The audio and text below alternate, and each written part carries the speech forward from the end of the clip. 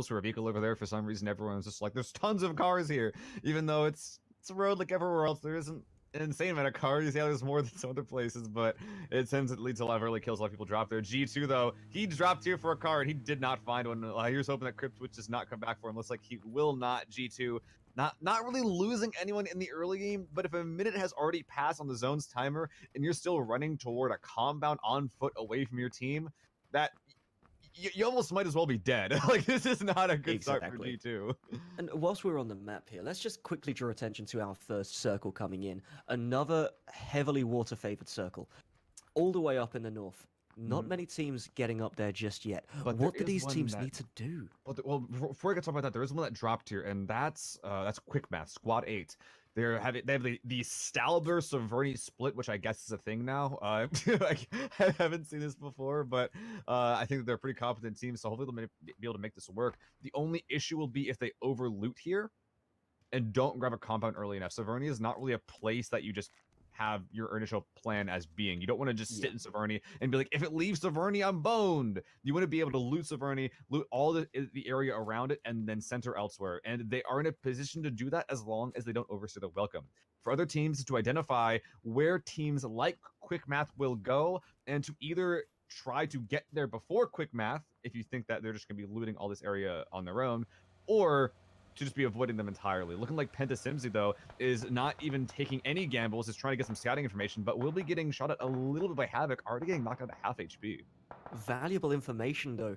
Simsy recognizing and relaying to his team that shooting range is going to be out of the equation here, already looted up. Let's find the next place. Let's see if there is anything else we can find going forward. We will be seeing some early rotations come through as Liquid and Penta are starting their scouts going onwards. Simsy going to be walking straight into Alex is on fire as the gunfire does start to come down, and that's going to be the finalization on that one. Oh, Simsy very lucky that Alexis on fire only had a UMP. If there was a rifle, that they would have been in a lot of trouble. But did Liquid hear that? They're crashing toward this compound. James going right here. Alexis on fire. Here's it. There's a 2v1 though. This is Alex on fire. He's going to be taking those peeks, spraying around the corner. He does try to get the down. He only gets one, however, before he is finished off by James. The 2 versus 1 not going to be going in his favor once again. That UMP not really going to be too effective.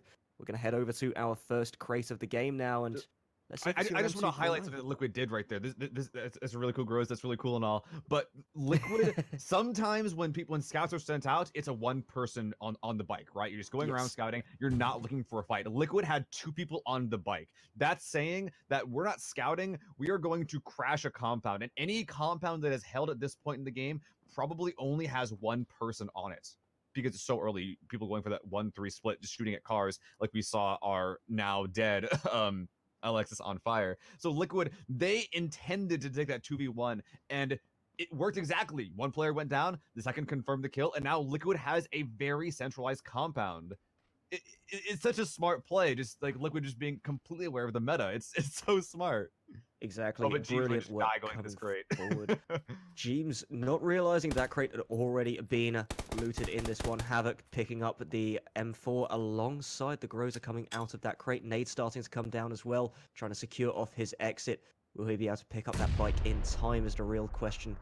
But looking at that, doesn't look like he's going too much for this. He's not going too ham to start this play off, realizing he's in the 1v2. It's pretty greedy from both players to sit here. James came over from a centralized compound to get a crate, and now he's fighting the guy who got the crate. So yeah, okay. It looks like Havork over here just saying, okay, I don't want to get shot in the head, unluckily. I just want to go back to my team, center up. James doing the same thing. I'm kind of glad no one died. That would have been a really rough start for both teams after what just happened here. Exactly, and Liquid are going to be on the receiving end of some fire inside their transition as Ibiza trying to get his way away from Havoki there. Havoki, of course, the beneficiary of that loot drop. The Groza was inside there. He's going to be very happy with that, but also the ghillie suit on a map like this can be pretty pivotal, especially when we're seeing those snakes in the late game. Definitely opens up a lot of options for Havorki. Maybe just prone the seal for the rest of the game and probably not get spotted for a while. We're looking around, though. We're seeing quite a few teams centering up. Liquid, as I said before, in one of the more centralized spots. Quick Math as well, looking like they want to take the compound to the east of that one. Havorki going to be going over in that direction soon. SG as well, from their initial very split start, has finally managed to regroup and are taking, I believe that is either a compound or a radio tower that SG or Pixon finds. No, it's a shelter. Okay, pretty good spot. If the zone moves around properly, it can be a little bit weird though. But hey, I'm just glad that they have loot and they're not like dead right now. So good on you guys, G2 or SG, excuse me. I'm pretty sure they're also glad that they're not dead going forward into this one. Having those members for the late game is going to be pretty huge going forward. Crip going to be hearing out the vehicle passing him. Oh, he is, and he's going to be running straight into gunfire. Eiffel, however, able to make it around that corner, but Crip is going to be on the offensive. He's going to be taking that offensive right into the hands of Eiffel, and Spet Gaming losing one member very early into this game. That's not exactly going to be too great. Just as we said that one of our teams is very glad they've got all of their players. And just after I was going all over, I was saying they didn't have any deaths yet and they were all teamed up. Cryptus had to ruin that. Well, at least 3 of them made it over here to the west side. That's kind of the hard part, because looking over here outside, I'm noticing only about 4 or 5 teams in this circle. Yeah, there's 11 in this game. So, or 16 in this game, so still 11 more having to make their way in on various edges of the zone. Already, Reaper of Points having a little bit of trouble there with G2, the real G2 this time, taking out Reaper of Points pretty early on, shooting him before we can get to that buggy and adding another vehicle to their ranks.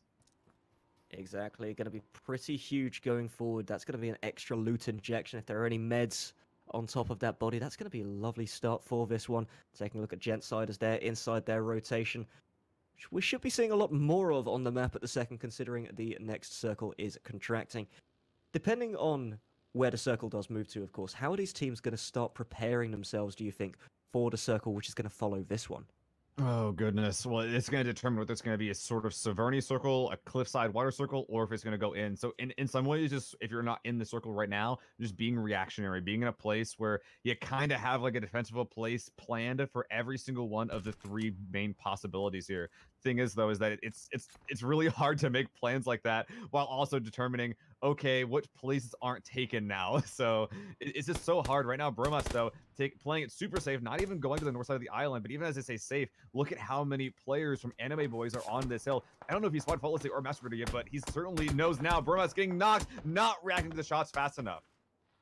It's going to be the helmet taken off the top of his head as well. So that is very early, very close shave coming into this one.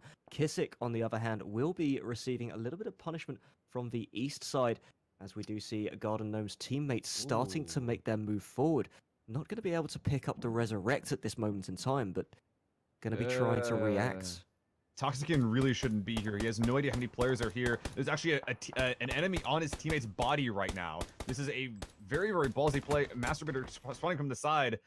Toxican did not have to be there. Going a little too ham, perhaps, for at least a trade. Unfortunately, he will be trading out his life for the grand total of nothing at this moment in time, as the rest of the Garden Gnomes all in on this fight. making their rotation. They're going back to try to just completely eliminate Anime Boys after 2 players take the 1v3. They might be able to get Toxican up if they hurry, but Anime Boys, the Garden Gnomes Squad 2 just have so little information on where the Anime Boys are, because there's so much dead time right now for players to be moving around, but they do spot one. Quick taking shots across the road. It's going to be a very difficult ask for the team coming forward. Choi moving in onto the last known position of Master, but also running towards Toxic. That will be Kissick taking Quick out of the game entirely. And if Choi does go down here, if he succumbs to 1 more shot, this will be our 16th place team in the Garden Gnomes. Master starting his wrap around now. The M24 is in hand. Will he be able to secure any of these shots? Let's have a take. Oh, there it is. One going straight into the shoulder. He's going to be feeling that and feeling the pressure as Master still wrapping further around. Pure confidence. Shot not going to be hitting this time around. Choi going for it again and going out of the game as the Mini 14 is going to be finalizing that one and securing Team 16. Really weird play there from the Garden Gnomes. Definitely paying for it as well with your entire squad's life. We normally don't even see squad wipes until the third circle, but Garden Gnomes just went all in. Looking at the zone, though, it's going to be getting away from both Severny and the water going south. This is definitely benefiting G2, who have one of the most centralized and defendable compounds in the current zone. Like these guys that moved over here to the side are going to want to get across this road, past Severny, and into this hill. Hopefully they'll be able to find a compound over there. Right now, a lot of them are still open. And finding a compound in a game like this are going to be huge for pretty much everyone. G2 on your screen currently. Just look at how many angles they have to work with. Cover from every which way, and that was a zebra. Indeed. I mean, I don't really look at the graffiti that much in this game, but is it like changing over time? I think it is. I can't read that. I'm not even going to try. So I'm not gonna do that again. You're not gonna trick me. But taking a look at this, G2, as we mentioned, having a very defensible position, so they're not going to have to move anytime soon. Taking a look at teams heading in their direction, though, we do have Spet Gaming's PA. He's going to be scouting out for the rest of Spet, and, well, he may find something. That's really the question at the moment. Looks like he's just mostly playing relatively defensive on this hill. Last time I remembered, Spet Gaming was on the far west side of the zone, so we might just be sitting here scouting in this UAZ, but with how sort of dynamic this particular transition phase is, the route that he takes might not be safe by the time his team gets here. Hopefully someone's going to follow, but he's passing right past Exalt, who he just drove past the first time, but it looks like there is this tiny little hill that's keeping him safe, but oh no, this is not safe. Getting gunned down. Not getting any damage though, only a couple shots, and I heard a UMP in there, which sort of makes me think that Exalt Gaming squad living on the hill probably doesn't have too much. There we go, Spet Gaming finding themselves a compound to work with. They do have 2 vehicles in their favor as well, so that'll make the rotations as we progress through this game a little easier. As our timer has counted down, however, the zone starting to make its death march going into this one. The Knights having a very northeastern position as they fire on in to the rest of the server. There we go, Zeal. All yours, DM249. Hey! And a level 3 helmet, best crate in the game.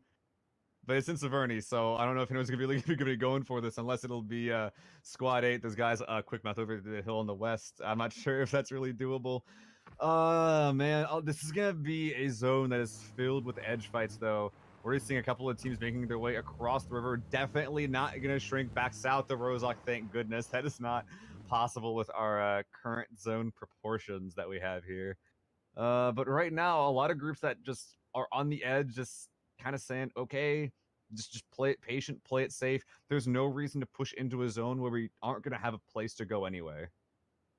And on the screen currently, Team Wilmer, Team 5 within this server. They've also got themselves a very nice compound to work with. Plenty of angles covered off.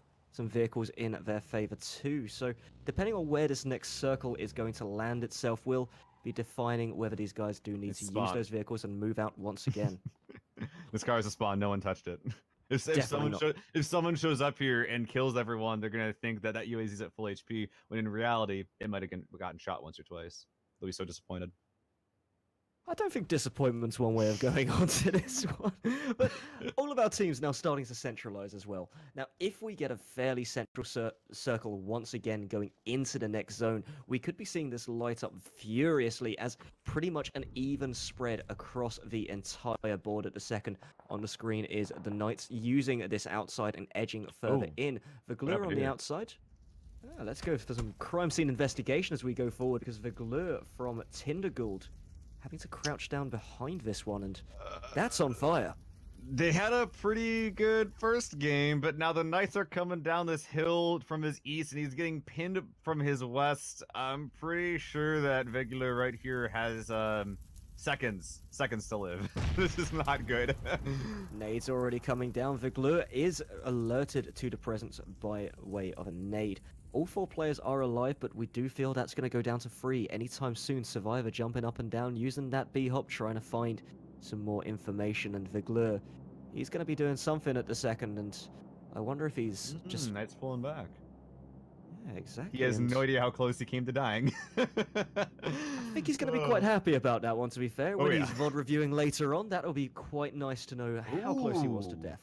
Gent side going to be fired upon from so many different angles here as they make their rotation up to the north. And as the circle's presented itself, we are going further north into the rest of the game. This is super aggro from Genside, but they actually made the rotation into one of the better spots in the zone. If they can control the area around them, this is the perfect place to be. They're getting shot from shelter. Those guys over on Quick Math, Squad 8 having one of the better spots in the game, but I think they only have 2 up right now. So yeah, they'll be able to hold that. They'll be able to camp a little bit, but they're not going to be able to exert much pressure outside that small bunker. Kind of like a sort of a pseudo water strat that they're employing right now, but without the swimming.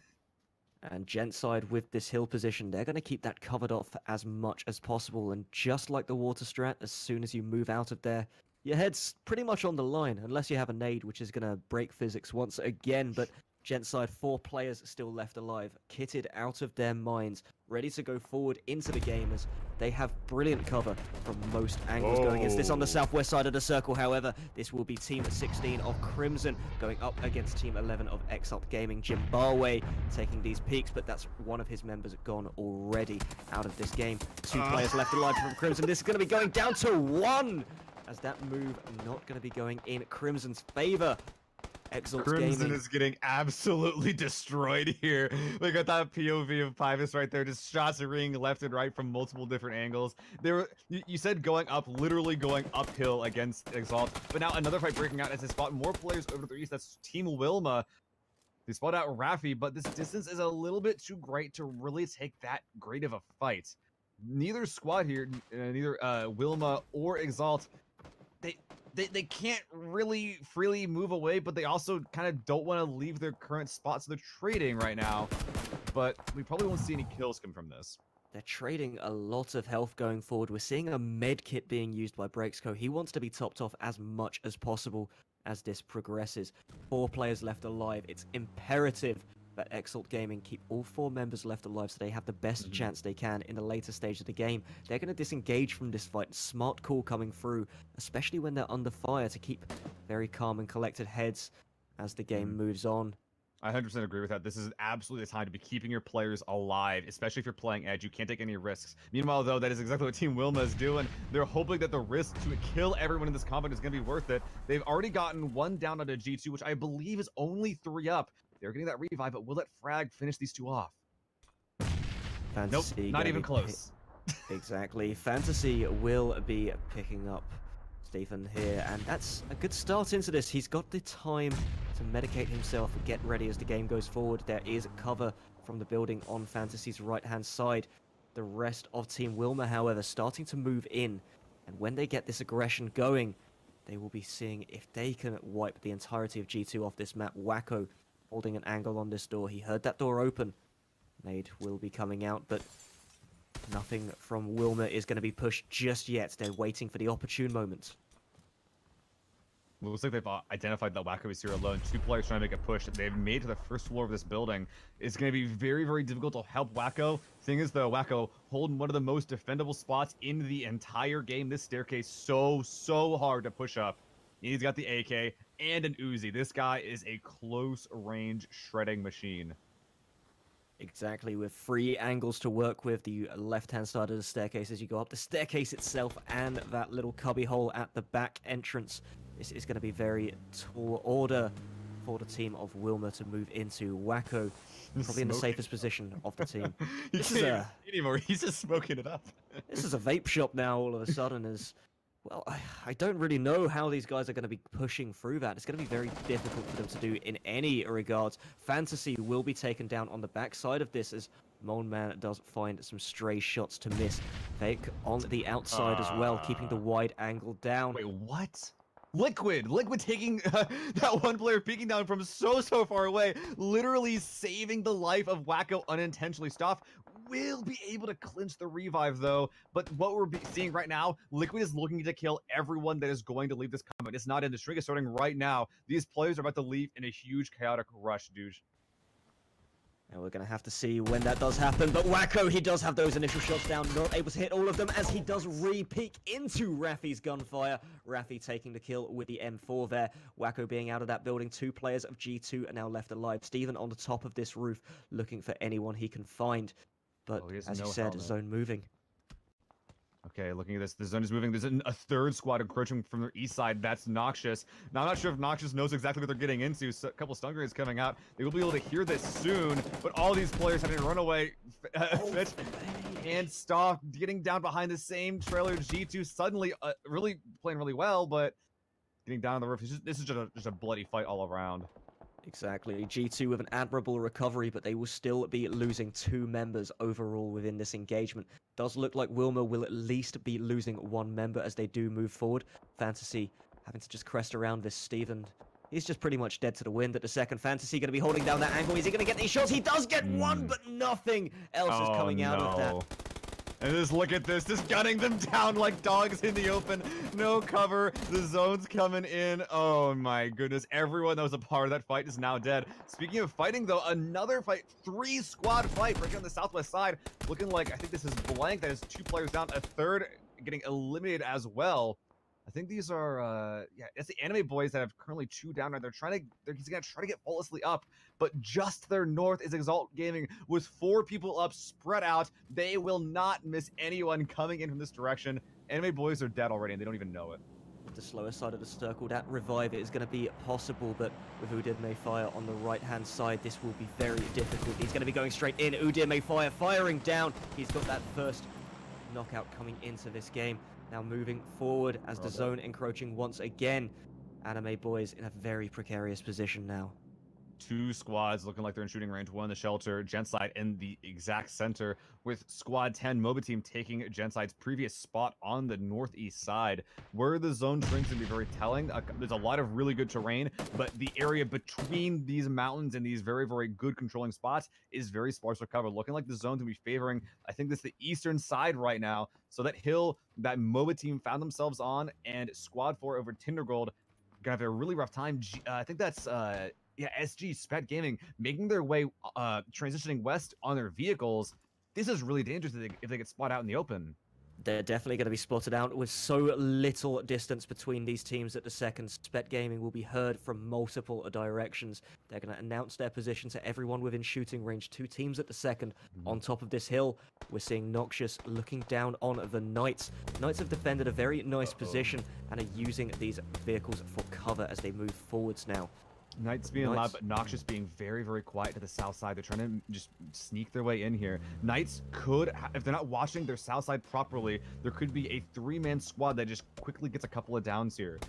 This is very dangerous for Knights. They have to check their south. Are they perhaps being a little careless, thinking that nobody will be approaching from the south? They've already had the information beforehand, but not accounting for the moves that could be coming through. They're making a car forward in that direction. So they're keeping that in mind. But oh, look at this. Not just being very, very quiet, but another squad coming up from the west. Exalt Gaming. Will they spot him? Yeah, they will. Here it is. Udir Mayfire once again. He's firing down, but he does get returned on very quickly. Brexco will return fire and secure himself 2 kills coming into this one. So Team 11, Exalt Gaming, having to make a bit of noise, perhaps announcing their position. We're seeing on the minimap the Knights are starting to turn around now. They know danger is in that direction, and they know it's danger close. Oh, yeah, and Mista still here, a third party alive in this case. The Knights, they have cover, they have the zone, and Exalt Gaming does not miss it getting spotted out here. There's another thing that Exalt has to worry about, making their way in. Knights know exactly what's going to go on here. This is really bad for Exalt. Knights already in a position to respond, but it's Draydon that does go down first. Brexco is traded out on the backside of this fight, however, so 3 versus 3 going forward. Cup of Magic looking to return fire in any direction he can, cresting over the top of this hill. No nade will be coming out into this particular scenario, and no reload available. 16 shots in that M4. He has to make them count, as they are now down to 2 effective members. Smoke cover deployed, trying to get Kronex back up and into the fight, but as time is encroaching, as does the circle. And with the Knights not needing to move and not wanting to push, this could get very bloody soon. Shooting range also lighting up in the north. Definitely living up to this name, but with live people instead of targets this time around. Nookie's still holding strong here in this bunker with Mila. holding the top side of the bunker, trying to contest against Liquid Ibiza. 1v1 on this tree. That's a smoke grenade. He's trying to ban out Ibiza. Will it work? As the nade does drop down, Ibiza does take the peak, but the smoke deploying has just put him back into his position. This peak battle right on the edge at the moment. The knife's edge being presented. Wait, they're blocked in. Tinder Gold can't do anything. They can't get out. Milab blocked him in. Here it is. This is such a difficult position for these teams to be in, because with the rotation starting to move down, so many teams having to move down south and into the shooting range, already teams established themselves a position 2 circles ago that they've had good fortune on their side, and they will have to contest with everybody coming in their direction. And yeah, and just because you're set up in the shooting range doesn't exactly mean you have a good spot. There's a lot of just really bad terrain here, and a lot of just very, very like low ground and divots here that solos, duos, and teams of all sizes can just sneak their way through and get big flanks here. Liquid, though, they don't quite have that same luxury. Scoom popping a smoke, trying to sneak past Spat Gaming. Looks like he's spotted out a little bit, but only a few shots coming his way. We'll be able to get back to his teammate Ibiza here on this ridge, but it's just in time for the shrink to come in. They got to go right now, right into Gent's side. Keyword there, teammate. Liquid down to 2 players. Spet Gaming, 3 members still up and ready to go. Team 10, we did see on the screen there, Team MOBA having all 4 players available to them. He's trying so hard. Did he? Has he done it? Oh, no, Liquid. No. Scoom's going to be taken down. They've made their rotation into the shooting range, but Gent side will be taking advantage of this straight away. Crimson also losing a player on the east side of this one. Currently, Vic does take a few shots up that hill, but 1 player has been downed. Not out of the fight just yet, pushing on to Team MOBA. Vic doesn't know if he's going to be cresting into 4. He's found 1. He finds 1 down already. Does peek for the second, but that's going to be the return fire. Going absolutely huge there as Gent side down to 1 member currently. And he's on the far north side. He is not going to be able to help with that position. Looking like Nookie and Havorki were not able to get out of here. Nookie probably has all the meds. He's going to be blue taking for as long as he can. Yep, there it is. He has all the meds, all 2 first aid kits. He's going to be surviving for not that long. Good luck there, buddy. But yeah, Genside just getting finished off. Exalt Gaming clearing out a very, very important spot. But essentially right here, it's going to be down to how well these teams can move and shoot. The shooting range is very, very close quarters, very, very short sight lines. Ibiza having this M24 probably is not going to help too much. Especially on 8 times at such a close range. He does have a fairly decent position going forward, just has to cover so many angles all by himself at this moment in time. Scoom is not going to be getting back up any moment. So Spet Gaming making their move in as well. They're being very careful as they do. All right, here's the shrink definitely favoring Squad 10 MOBA team on the far east side. Now, SG and Liquid on the left side of your screen have to move over all the way over here. Meanwhile, Uder My Fire getting spotted by Edu Cause. Just all these solos just getting taken out left and right by MOBA team. Really impressive. And now it's just up to SG essentially taking this fight against MOBA. 4, 3, and 1 is the current lineout as we go forward. Team 10, MOBA team, 3 players left alive. Spec Gaming 4, Liquid do have the 1. MOBA team having a very secure position. Teams will have to move into them very soon, so that puts the initiative on everyone else. 3 teams still into this game. 9 kills on Team MOBA 2, but these shots not landing at the second, so we can't make that 10 just yet. Yeah, looking like we see Spet Gaming going for prone strats. We can see with the X right that they're all just crawling along the small wall. They can do this for a little bit, but the shrink's coming in 10 seconds. They got to get going soon. The smoke clouds will provide them a little bit of quicker movement through here. Meanwhile, Ibiza moving his way through the low ground of the shooting range. But ooh, a couple of really good shots from Edu Cause. This strat from Spet Gaming is working out for a little bit, but they're taking a lot of damage when they leave that smoke cloud. It'll be very difficult for them to progress any further, especially once that fence is no longer in their favor. So moving forward, Educos still landing so many of these shots. We hear teammate over to the left of him, also just trying to rail as many as he can. Whilst they're focused on to the team over there. We do have Ibiza also starting to make his move, and he looks like he's found a position within the circle. Pierre gonna be taken down very quickly. Headshot coming in from Educos. This man's doing a lot of work, very little cost. The cover of Spet Gaming is just so lacking. They're trying to return fire, but these fences are so frustrating to shoot through when you're that close to it. And looking like we see one player just going out being bait, but a frag from Pixon will take out Pixon. Pixon killed himself with a frag. This is not the time for that. And there it is. Gaming. Unfortunate in this one. Ibiza, the only remaining player from Liquid and the only player currently in this server. Is that a 249? Doesn't find himself on Team MOBA. Second place is going to be secured at the very least for him. It's just a matter of when he's taken out of this game at this moment in time. Yeah, as it always happens. I feel like we always see the zone favor the team that has more players, probably because they're playing control and holding the center. Definitely go into MOBA's favor. Ibiza trying to find the peaks, just trying to find a down wherever he can. He knows that one player is over on this east side alone. This will be the time when the N24 could be useful, but he's got to, what's he going to do, take a pick, then take a 2v1? It's so hard to play like that. Oh, he's hitting his shots and not taking too much in return. Trying to find as much information as he possibly can. The peak battle does come down. But looking at this, O'Connell already starting to make that long flank around, taking the initiative on himself to move forward. These bandages not going to be too helpful, especially when that circle starts moving in 14 seconds. The wide flanks coming through from both sides. And that is going to be our game 2 as Team MOBA blow it out of the park. And just look at that, 12 kills as they finish this game. MOBA played that exactly properly. They knew that Liquid could not move over that open field, but they also knew that the only way they lose is that a couple of them get their heads blown off, and then Liquid push across that field and wins a 1v1. So rather than trying to out-peek him, they just played passively, set up a player on the flank that'll blue tank and shoot him as he goes out in the open, and just have the other two guys in the middle, wait for the shrink, and then once Liquid's out in the open, take the easy kill. And as it turns out, it didn't really come to that. Eventually, he just lost the peeking battle. But it was just a very smart, safe play from MOBA at the end there. Very well played by Team MOBA, picking up a victory here in Game 2. But whilst we set up for Game 3, we're going to head back over to the desk with Cami D, Jabroni, and Jorisar.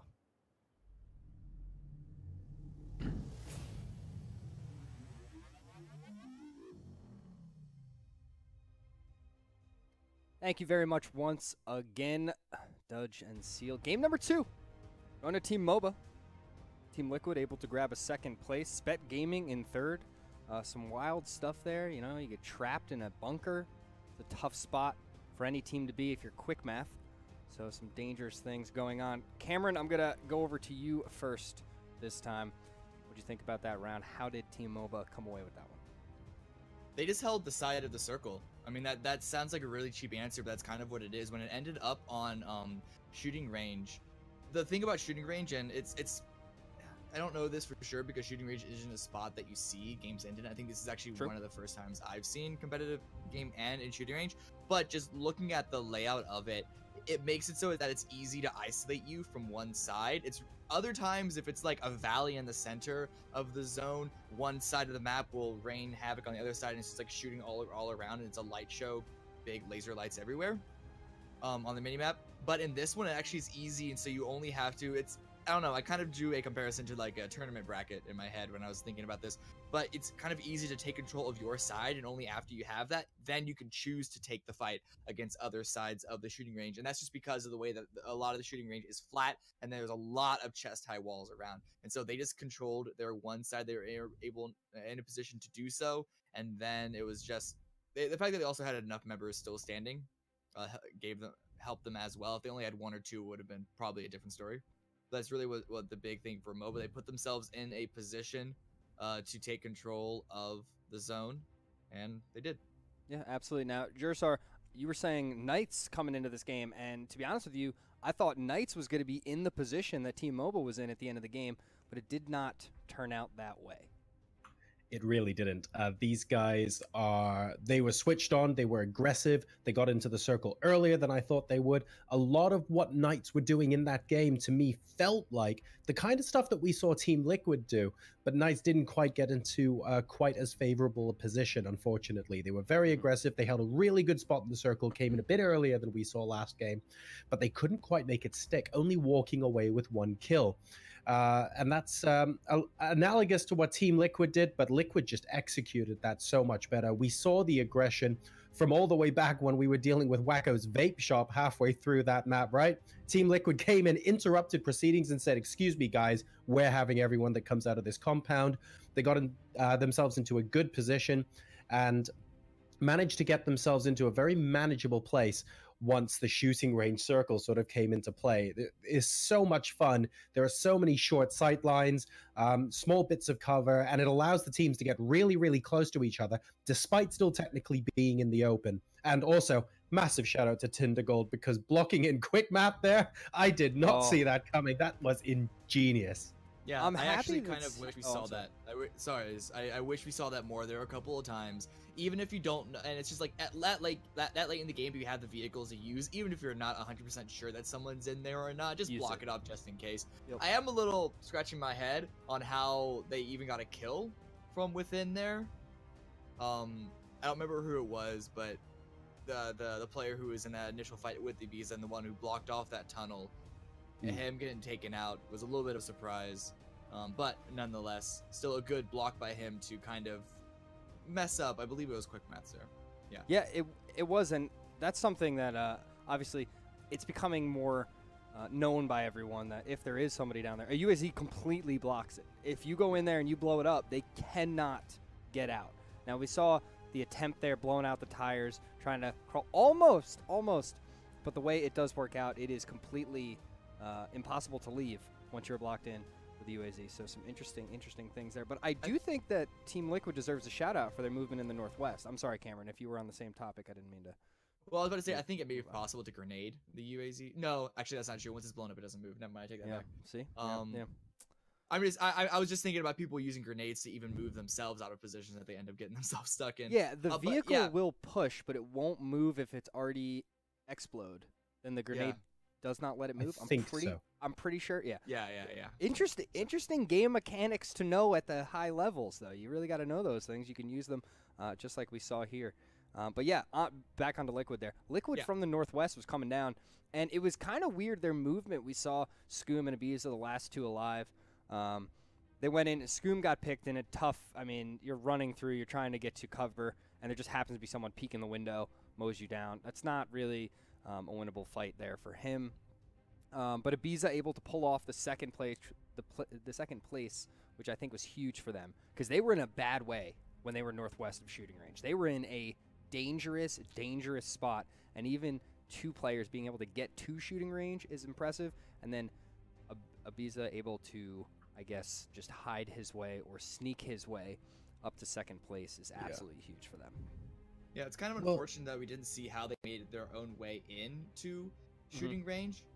But as far as the Scoomy Ibiza double push, Scoom got taken out, and there was really not much else that he could have done about it other than some amazing flick, like God just reaches down from the heavens and holds onto the mice with you, and like outside of that situation, there's really nothing he can do about it. Yeah, exactly.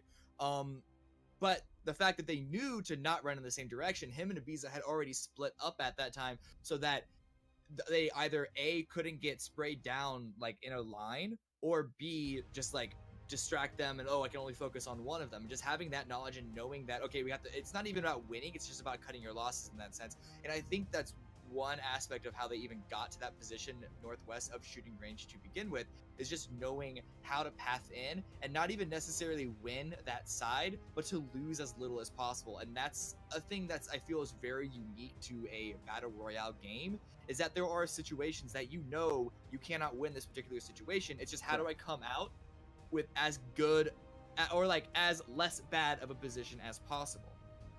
Making the best out of nothing. Definitely what it comes down to in that instance. Now, I think right now, up in first place overall on the day after 2 games, it's got to be Tindergold. They got a win in game number 1 and 8th in game number 2. pretty good all around. A couple frags there. Team Liquid coming back from an 11th to follow it up with a 2nd place. Huge out of them. MOBA team, they started the day off with a 12th place, able to grab a win in game number 2. So a lot of kind of back and forth in this lobby. No consistent double top 5s for anyone except for Quick Math, I see. Yeah, Quick Math. Which is a 3rd and a 5th. Nobody else back-to-back top 5s that I can see on my screen right now. So they definitely have an opportunity here, Quick Math does, to really make this a huge day for them, especially when you start off with 2 in a row. Now, I want to talk about Exalt Gaming. Exalt Gaming was the Team 11 that was just north of the compound that we saw G2 fighting in. We saw, I believe it was Team Wilma was fighting in there. And Exalt played that perfectly. They waited. They didn't over-push. They didn't do anything. They sat in the zone, let everybody fight, and the moment they came out running into the zone like, yes, we won, they just mowed them down. They're like, no. Get back to the lobby. We'll see you next game. All right, we're going to hold this out here. And then that was the chain, I think, that led to Team MOBA's victory, because it was, first of all, it was G2 and Wilma, into Exalt, into Knights, they ran into, who was it before Knights? Noxious. Into Noxious, into Knights, into MOBA. So there was this like 6-team rotation where the team in the north kept killing the team to the south of them, but it went the other way. So it was kind of wild to see that entire side develop, ending with Team MOBA in the best position at the end, just east of the shooting range. Well, you've got that situation where I think the sort of thing we haven't necessarily explicitly mentioned yet was that when the circle ends somewhere where you have a lot of good small bits of cover for teams, you tend to see a pattern a lot of the time where the teams that judge their timing for getting into the circle well end up doing extremely well and place really highly. There were a lot of great fights from teams bunching up together, like you mentioned, with Team Exalt going through, dealing with G2 and not just getting their way into the circle and defending that sort of position. But the teams that were in the middle at the end, Team MOBA got 9 kills and then parked themselves right in the middle of the circle. Team Liquid did a great job rotating around, and the guys who finished 3rd, SG, barely got a mention so far. They were quietly camping it out, northeast side rather of shooting range the entire time. And their positioning was so good because they got there so early that there wasn't a need for them to get involved in those kind of firefights. And I feel like the teams that did really well happened to be the ones that recognized the importance of getting their positioning in early so that they didn't have to deal with those scraps in the first place. And I think that is a result of the terrain. Shooting range, as we know, down low comparative to that giant hill to its south. And it's one of those things where even if you're in shooting range and you're holding it, it's not that safe in a lot of the locations unless you're Spet Gaming, I believe, in Southwest, and MOBA on the eastern side. But a lot of the other spots for shooting range, there's a lot of sight lines onto them from that hill. And that's kind of the worry as you're coming down. Obviously, coming down that hill is awful. True. Because you're running down and everybody in the shooting range can see you. But at the same time, it is kind of a double-edged sword there. So a very interesting final zone being in shooting range. I've seen them around the area. Yeah. But I don't think I've ever seen one in the actual shooting range itself. Now, once again, we're down to 1 minute. No explanations, no nothing, boys. Who is it this game? Who are you keeping your eye on? Who is your team for game number 3? Cameron, you're up first. Oh god, it's a tie between Liquid and Tinder Guild. Because Tinder Guild previously we've seen them have some interesting days, and they have been able to pull off those interesting, particular single games or even single days on a consistent manner, which is why they're not at the top of the leaderboard like we would expect them to be otherwise. But they have been having interesting and good games nonetheless. And so after game number 1, if they can pull it to I gotta cut you off. Yes. Yeah. Jorsar, go. Opposite opinion to before. Team Liquid, I gotta be backing them because I think Team 1 was a fluke and they did badly, but also Knights, they're getting better and better. This is the game. Absolutely, absolutely. We heard it here from the 2 boys on the desk. It is now time for game number 3, so let's kick it back in game and back to our 2 in-game casters, Daniel Sandel, aka Dudge, and a little fuzzy seal.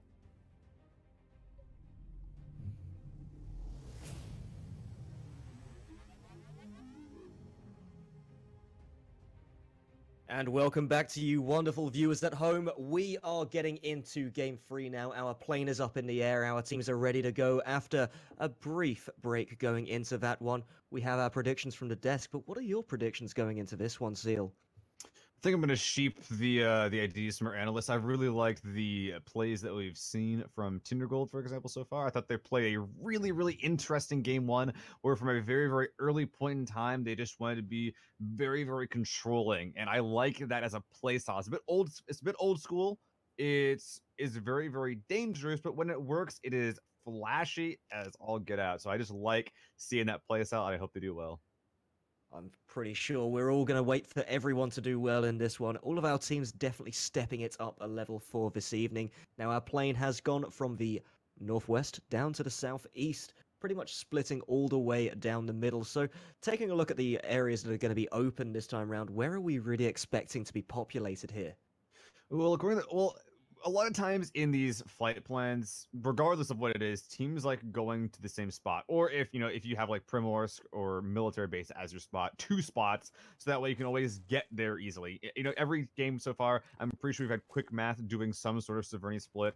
Every time we've had, I think, the same team, Exalt and Pachinki, if I'm not mistaken.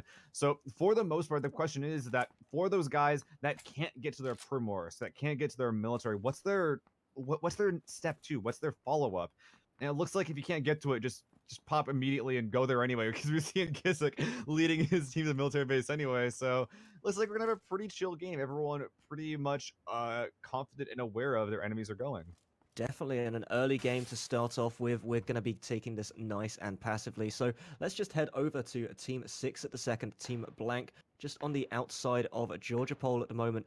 40th in terms of the standings, and that is, for clarification, in terms of their average points per game. So not really having the best start to this season. So how are we really expecting these guys to regain some semblance of consistency going forwards?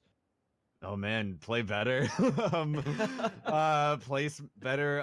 Maybe rethink your strats from the bottom up, because in that previous game we saw a lot of weird plays, especially early in the game.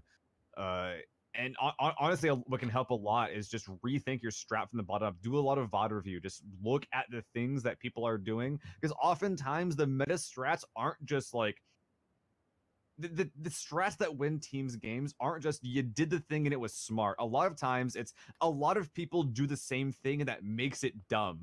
So if you just identify what everyone's doing and then maybe find like a creative spin to it that you can use to make it your own and unique, and it only has to work once.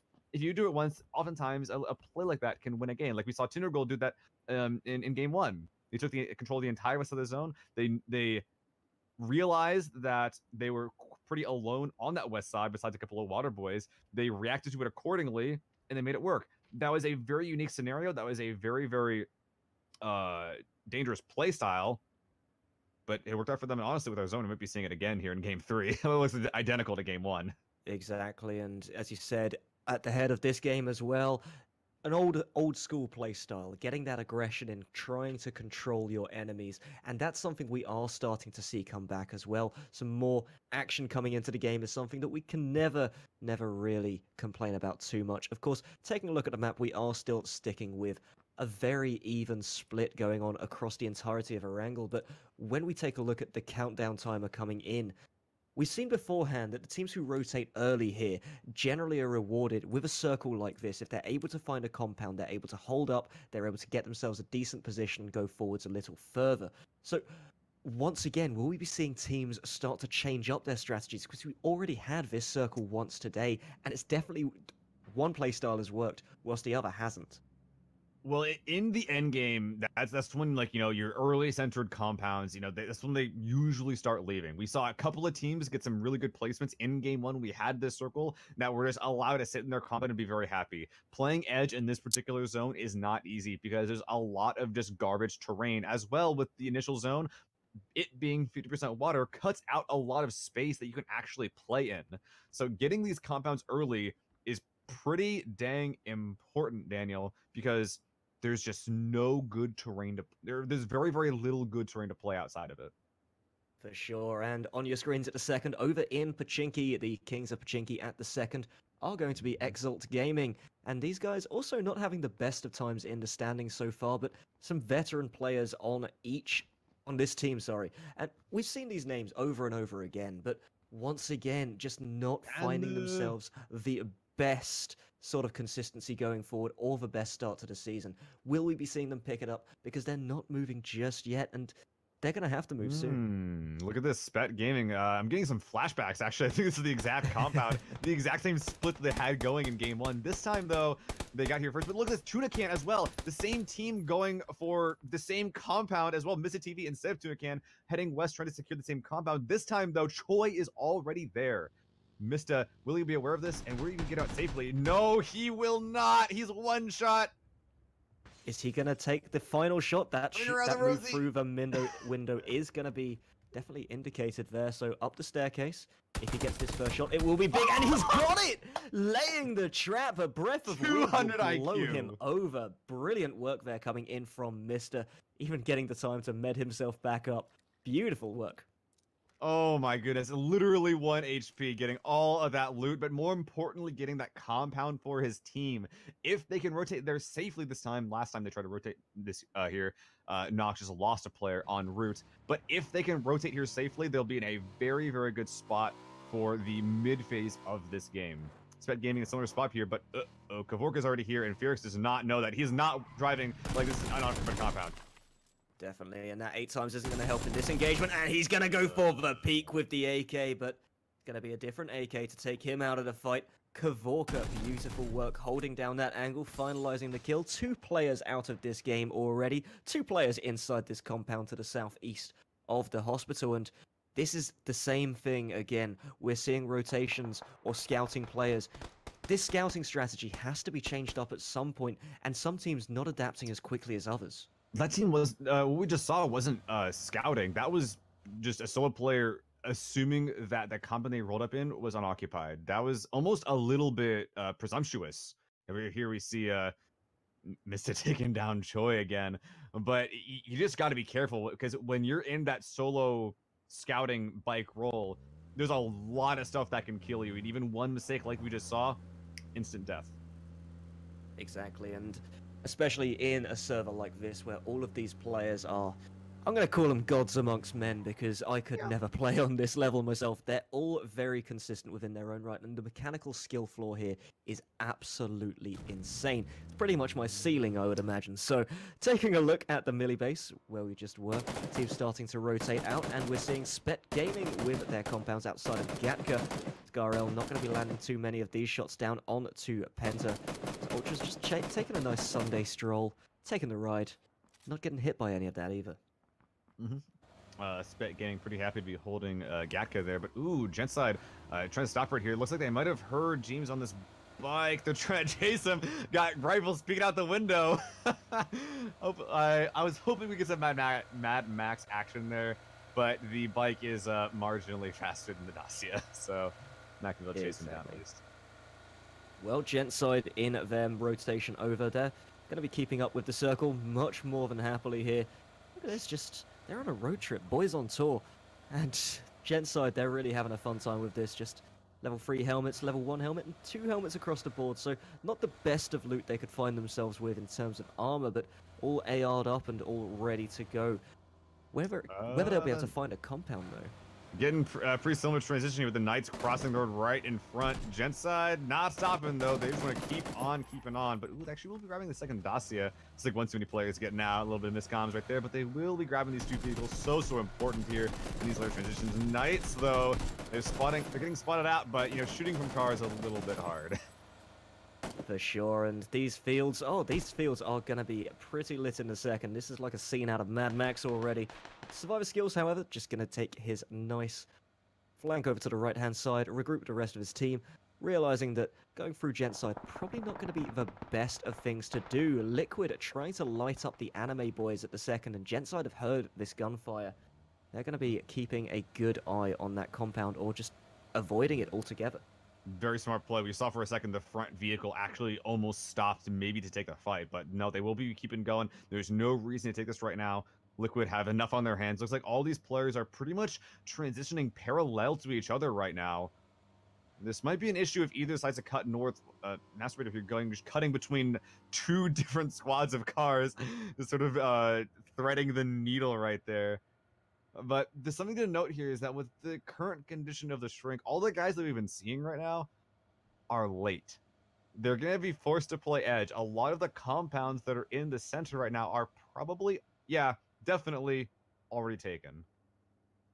And here it is, as our circles moving forward, all of our teams setting themselves up for Circle 2. Georgia Pole, or at least the south side, very much occupied in and around the area at the second.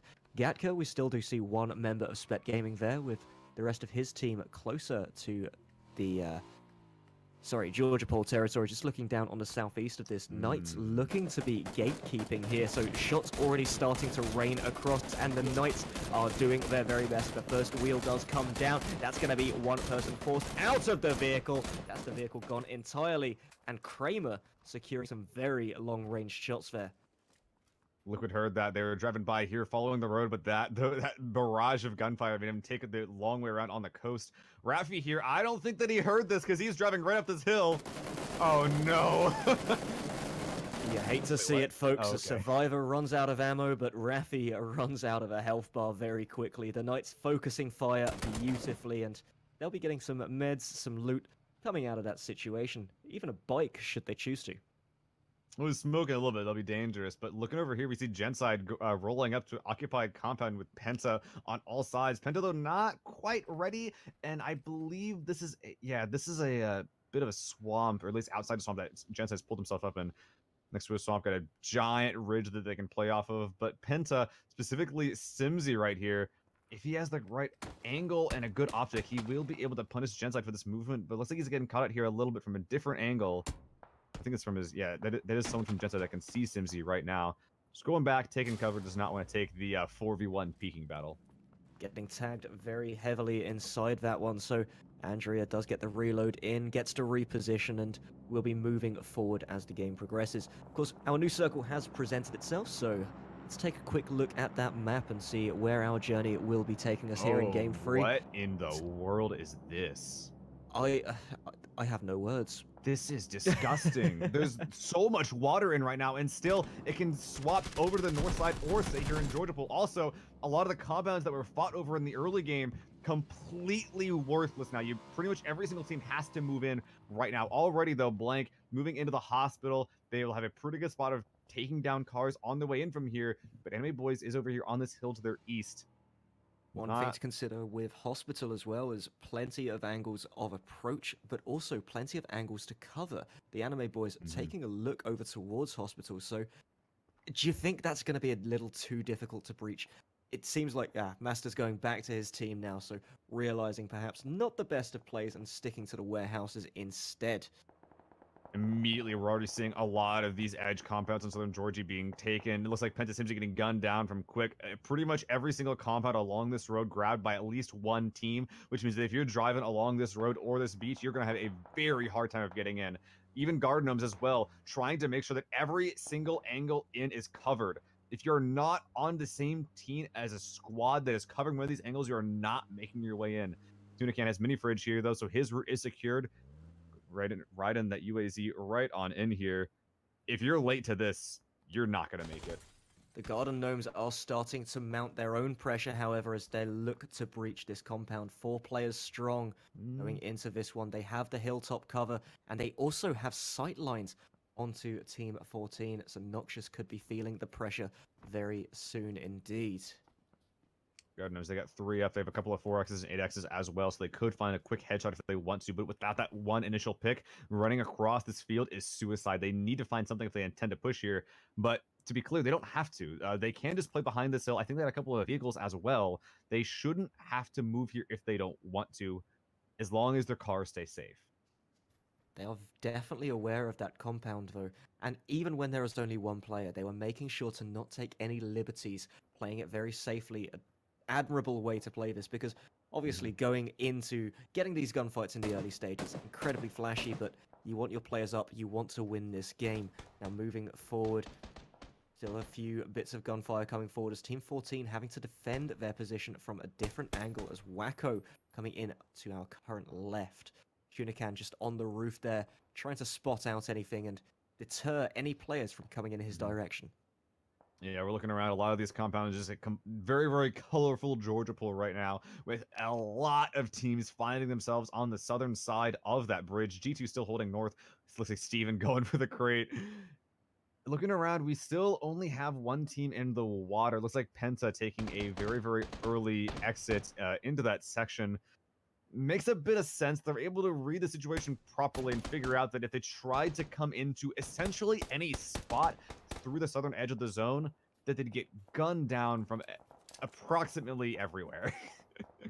That's a very rough approximation there, but still an accurate one regardless, because taking a look at this, sight lines open in so many different directions, and especially with fields still in play, there's plenty of angles of approach to be coming up with here. Georgia Pole still our main area of contention, as no players really starting to mount too much of a move, waiting for this next circle, as the journey does take us a little further and takes our players closer and closer together. Yeah, this next the next zone rather, is going to be very, very telling for who has to leave and who gets to stay. Specifically looking at those guys on the north side, will they have to move? Yes, they will. Everyone in Northern Georgia has to move a lot of water in, and all of that stuff on the western side, that little peninsula on the northwest side, that is garbage terrain. Looking over here, I'm definitely looking at Squad 2, the Garden Gnomes, for being in one of the better spots into this zone. They have a giant hill they can play, but they have to make sure they don't get flanked. Liquid taking some gunfire here from the Knights. Liquid, of course, and the Knights will have to rotate at some point soon. It looks like Liquid are choosing to do that earlier. Knights starting to mount a small offensive as they try to find an angle of approach, but having this beach very distant, but at the same time the site is open. Kramer going to be peeking over the top of this, not able to hit any of these shots just yet. Got rough estimations on where some players are. They'll see Jeems, however, and the pre-fire is coming down. Convenient part about this beach is this giant ridge. You can walk along this, you can shoot along this, you can drive along this, as long as your vehicle is small enough. So they do have quite a bit of playable terrain, but ooh, looking like this is not playable. Getting caught between Hospital and Georgie, losing 2 players from the Anime Boys. Looks like the 2 that moved out are now dead. Kissick and his teammates still holding strong, but definitely being shown that they are not going to be allowed to move here. Kissick and Master still within the game, but Kotovsky getting caught in a very dangerous position, so that's going to be him taken out of the game alongside one more teammate. Quick Math going to be making their move in. Nookie and his squad on the rest of this one. Taking a look to the west-hand side of Georgia Pole, however, we do have quite a lot of teams in contention within this area. It looks like Noxious have already taken it down from the Garden Gnomes. Yep, Noxious and Garden Gnomes, probably 2 of the best positioned squads in this game, but neither is a full squad, so they could easily get pushed and have a huge upset happen. But until that happens, we're going to be seeing a lot of teams moving in and probably being forced into the water play. That's just what happens when you have this much water in this early on. Bridge is going to be the hangout for Team 10, a Team MOBA, who did, of course, win our last game, but they're going to be moving in. They will be moving towards Quick Math. Should they not do that? I mean, Lemmings. Strong swimmers. Oh, they look like lemmings. They're actually going over here to the southeast. Hopefully they have a entry point, because that is not in. They'll have to get up pretty quickly from there, and there will be Quick Math in their way eventually. They're going to be on the east side, though. This is going to be the big fight that has to happen as Exalt Gaming tries to force their way past Blank in this hospital. Here we go. So, of course, Kavorka of Team 6. Blank, we highlighted them earlier, and their consistency is starting to get there. Still 16 teams left alive, however. They have 4 members available. Going to be huge for them should they be able to keep more players alive as the game progresses. Of course, the game is forcing us into progression at the second with this circle contraction, and with that, Exalt Gaming are starting to make their move over. Team 10, that's the MOBA team, on their rotation. They jumped off the bridge and they've jumped into gunfire. Braxco not able to finish that kill off, but this is 2 of their team going down very quickly as they made their landing. That was a 2-way pinch on the Team 10 right there. That's MOBA team. They're currently forced into the apartments. It looks like Udi Mayfire getting down by just so many little solo players hiding in these buildings inside of southern Georgia Pool. A lot of squads left out, as there's a lot of questions as to where can we go, what is safe to do, and the answer is not much. difficult position for everyone to be in, especially when land is so sparse as we move forward. Of course, taking a look at this next circle really quickly, we're going to get a little bit more land coming into this, but still some water play is going to be available. This will squeeze our players in southern Georgia Pole to go further south. Hospital players still no need to move at this moment in time. Spet Gaming now having a central position instead. Oh yeah, definitely having a pretty good spot right there. The hills in the middle of our current zone currently unoccupied as well. You could be seeing a pretty interesting end game here. Still 49 alive right now. This is probably going to be the circle where that number begins to decrease at a very rapid rate. Here you see the play zone in the top right getting 2 downs on its own. A lot of these water boys will be forced to, but the interesting thing about this water is that it's sort of cut up by a little bit of land. So we still have 2 pockets of water, and if these players in these pockets leave at the same time, then squad 2 of the Garden Gnomes could find themselves getting assaulted from the north and the west simultaneously. Exactly. Let's take a look at this. So as we're taking a look at the lay of the land, still plenty of, compounds within this. South Georgia Pole still very much open. But of course, with the housing market being so sparse, teams are going to be forced out of these buildings anytime soon and will be very limited should they choose to move in. We'll take a quick look at this crate going forward. The M24 will be made available to any players who are brave enough to try and take this from the cliff tops on the northeast side of our next circle. At this moment in time, the circle starts to condense itself. Havoki forced into his movement, and he has to be very careful from so many angles. Anywhere he moves is currently a death zone. That is true, but he does have 2 teammates, Reaper of Points, that he can move on his way to. He can use the ridge as cover, use the low ground, and try to get in that way. Looks like that is exactly what they're doing. But looking over here, a lot of teams now surfacing from the water, and it looks like a lot of them getting punished for it right away. Ultra being the first to get punished straight away, as the Knights have such a good fishing position. They're just shooting fish off of the landing spot. This is going to be so difficult for all of our teams who are trying to put themselves back on the land now. Draydon, similarly to last game, we saw one player just trying to hold off as much as they can. He's going to be providing cover for the Knights as they try to get onto land. G2 Tindergold also in a similar position alongside Team Wilmer here. This is a really awkward spot on the southwest side. A lot of teams, a lot of small remnants of teams left there. It's going to be a firefight when those guys have to leave. But on land, a lot of dead space in the middle. So a lot of teams playing the edge, specifically the northern Georgia end. A lot of teams predicted that the zone would end up shrinking here. The game would end there. But that's not going to be the case. So a lot of those teams that are playing specifically the north and northeastern edge will have a lot of trouble trying to weave their way through the city and its buildings, trying to even get a chance to just play in the later zones. As we're taking a look at this, we notice Team 6 blank. They're holding 2 compounds at the second, Hospital and one of the compounds in South Georgia Pole 2. Very strong position, so no matter what happens to one of these duos, they will still have another set of teammates available to take a later placement within the game, but of course that could itself come at a cost. Reaper of Points thinks he spies somebody over here, but is trying to cover every angle as sneakily as possible. Low risk, but high reward here with these peaks. Definitely very, very scared of quick math right now. That's squad 8, the guys are watching right now. They probably have the most distance to move right now. That getting that headshot is very, very important here. He knows it, taking a second shot out of frustration there. He has to move a very long way, and now look at that. Only a single building in Georgie right now. Tunican, the first one to move, trying to get across that road, but he's getting gunned down by Spec Gaming. It looks like Tunican himself getting shot out of that vehicle, leaving it to just Mini Fridge. I'm pretty sure to take the wheel right there. If they can get to this compound, they'll be in a really good spot. He's getting shot from the north. He will be able to make it into an hit. He's fine. There we go. Nothing to worry about. He had it all along. Perfect work there as Team 14. 3 members of Noxious still available, but they do have a strong position going forwards. 23 seconds until the next zone does move, and Gentside also finding their way into this circle.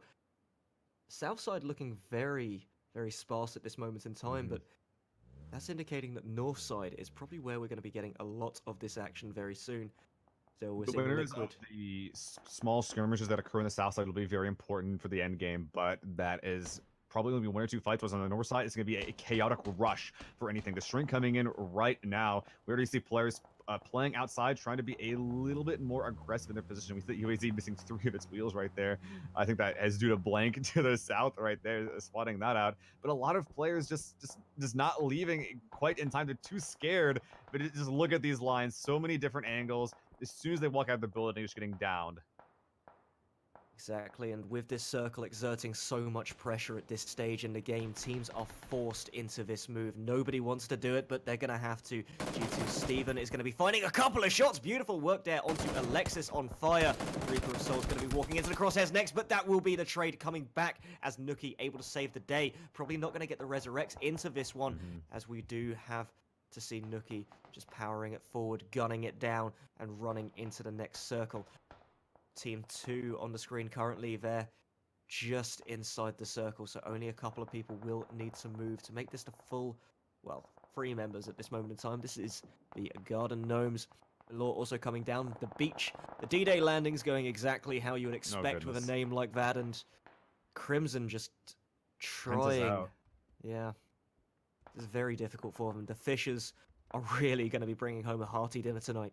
Yeah, that water strat getting them 5th the first game, and then actually that was Crimson. Yeah, Penta just not having good luck in these games today so far. Definitely a very good spot here that we see Noxious in right now. A lot of that water still just a sliver in, so 2 squads have managed to find themselves having a home there. But it looks like as far as the player count go and the northern end, most, if not all of that, is like for 1 single team has been shaved off. I really like 2 or 3 positions right now, and that is Blank, Squad 6 on the side of the road, and on the east side, Liquid, as well as Gent side. But look at this, Anime Boys, he's managed to sneak his way over to the east side, Blank right above him to the north, and Liquid right behind him to the south. If they see him, he's dead, and he's dead. They see him. That's the math right there. As simple as that. As simple as that, and Liquid 3 members strong at this moment in time. They've secured themselves a top 10 position. With 3 players alive, they could definitely be propelling themselves forward, but teams to move through in the meantime. One of those teams is on your screen currently, Gent side, residing in the south side of the next circle, placing 15th in terms of average points, and doing a very good job of it as they've secured another strong position for themselves. We are seeing the beach fight once again just explode as the Knights getting gunned down as they try to make their move in. Crimson have recovered quite heavily here. Only Pybus looking to be a casualty, but are they going to be able to make that cross after they get onto the beach itself? I'm really thinking the answer is no. They're trying to do the same thing they did game 1, popping out some smokes, but they're taking so much damage while it's going on. Shrink is coming in right here. Lockwood getting that first aid kit off barely. They got a couple of smokes off. Will it be enough? They have a very, very wide spread, trying to make sure that they don't all get spotted at once. Leaving at the last second with the smoke, getting as much time as it can to disperse. But Crimson, there's just so much open ground to cross. Noxious are also going to be looking to pick up on anyone coming into their circle. They still have some zone within them. And looking at this, they've got an outreach onto pretty much everything onto this west side. So even if you survive the beach fight, you're not going to be surviving them. Once again, Gent side making a great job of this. Do see a Crimson Lockwood go down in the kill feed as well. So Ibiza forced to heal himself up once again. Blank is going to be facing off against Liquid here. Ibiza taking a lot of damage going forward. And this will still be 3 members of Blank available and ready to go. Gent side, however, hearing these gunshots, trying to search for the location. The sonar coming in as Vic trying to crest this hill, looking down on Vic, not able to spot him. A blade of grass in the way. Crip going to be taken down immediately as Vic spots the flash, spots the muzzle, and spots himself another kill. Beautiful work as Crip is finished off. That puts our Blank down to 2 effective members at this moment in time, and Gent side just further securing their position. A player crawled across the beach and made it here? Milla, how did this happen? And he got a frag off as well. He could be able to oust this coming away from Noxious. Actually winning a fight against Mista as well. Mista has gone incredibly low inside this one, so Mista, that's going to be a breath of wind for him here. Has to heal himself up. The 1 versus 2 as Milor facing off against the rest of Noxious, checking back in on the center position. However, as Gent side, Liquid and Blank all in a desperate struggle. This is 3 versus 2 versus 2, and Sam T still unlocated by anyone. This is Vic now moving up to him. Does see that car there, knows something's up, has an idea of where Ibiza's going to be, but Sampty could play spoiler to everyone's hopes and dreams. Blank now cresting the hill. They've peaked the precipice, and Chris, he's looking for something. He's looking for Ibiza. He's looking for shots. He's looking for a position. He crests the hill. He gets the shots. Beautiful work as Chris able to secure the first one into this fight. Opening frag secured. Gentside now 3 versus 2 versus 1. Now Sampty having to secure. On the hill is very precarious. Genside, they could get flanked very easily. If they can hold this south side, they're going to be in a great spot for the rest of this game, but they got to make sure that Blank and Liquid to their east do not push them. But oh, look at this Blank pushing on top of the hill using the trees as cover. I think Vic spotted him, though. Vic knows something's up. He's taken a shot himself in return. The muzzle flash behind that tree. He can't focus too hard, however, as he's going to be taken down by Rixnas on the left-hand side. Ibiza still bleeding out. Andrea using some smoke, trying to get Vic back alive, trying to keep every single advantage in their favor. We will be seeing Blank now moving over to their right-hand side. They now know they have a position, they have an angle. But this is going to be, once again, Gentside now having to take a fight on 2 angles. Suddenly, tables turned against them. Rixnas going to set up a little bit of a trap here, and he could be sneaky enough about this. Oh man, Nox just sitting back. Missa getting gunned down. Mini Fridge making his way across the road as well. Genside doing a pretty good job of making their way in here. I was a little bit worried about this position having the 3-man squad split on both sides, but it looks like it's been working out pretty well so far. They've gotten a stunning amount of kills so far, as well as holding off both their east and western sides. Their play has effectively worked beautifully. 3 versus 2 versus 1 now, and once again, it's a member of Liquid securing at least a 3rd place position here. The solo player coming up huge in terms of safety and security. One UAZ is going to be taken out of this fight. That should make a little bit of noise, so that's going to be Blank once again having an idea. Both of these teams know that Gentside is on top of this ridge. And Andrea walking into Sampty, or Sampty going to be catching him off guard. But the pinch is coming in as 2 teams going to be going up against 1. Gentside, they've choked. This is going to be 1 player taken down. This could be Blank. Not enough time. He's going to be taking this, turns around, does get Rixnas, but not able to come to the left as Crip going to, X-Chris securing the final kill. What the hell just happened? Liquid on the huge assist for Blank. Same thing got spotted. He had to take the fight, but somehow after getting the first 1v1, getting a second pick on it to Genside on the top of that hill, Genside definitely had the best position, but just Sampty just messing with the blue mechanics perfectly, getting the heal off, just hoping that Genside wouldn't look over here to his side. It was a beautiful bout of positioning right there, and despite Liquid not quite, it didn't get that many placements, right? But it was the optimal way to play it, and it did allow them to eventually cause enough damage to Genside that at least they wouldn't get first place. We have to think that the Gentside comms are going crazy at the second. Maybe a choke, but, well, they got themselves an incredible game coming through that, manhandling the majority of the server coming through in the final circles. Liquid securing another top spot following a solo player able to play survival strats and come up huge in the remainder of the game, but it's Blank overall taking the victory here in Game 3 at PUBGonline. Now, I'm pretty out of breath after that one, and Seal, I think we need to calm ourselves down, so let's take it back over to the soothing sounds of the desk to break down Game 3.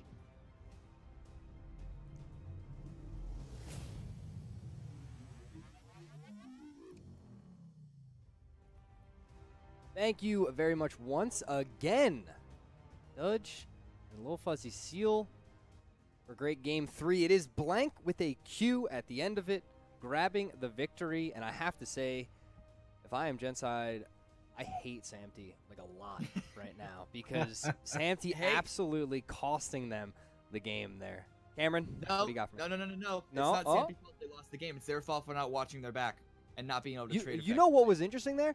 Andrea, I believe it was, I think, was holding that angle for the longest time when Sampty was in the blue. And you could see it, like, we didn't have the perspective of it, but you could see in the minimap the direction. And it was like just staring directly in that, like right by that tree, waiting for a player that they were pretty sure was there. and Samty just never came through. And then about 20 seconds later, after taking his time, using the blue to his advantage, getting a first 8 off, he pops through. And I think it was pretty wild stuff. Yes, Cameron?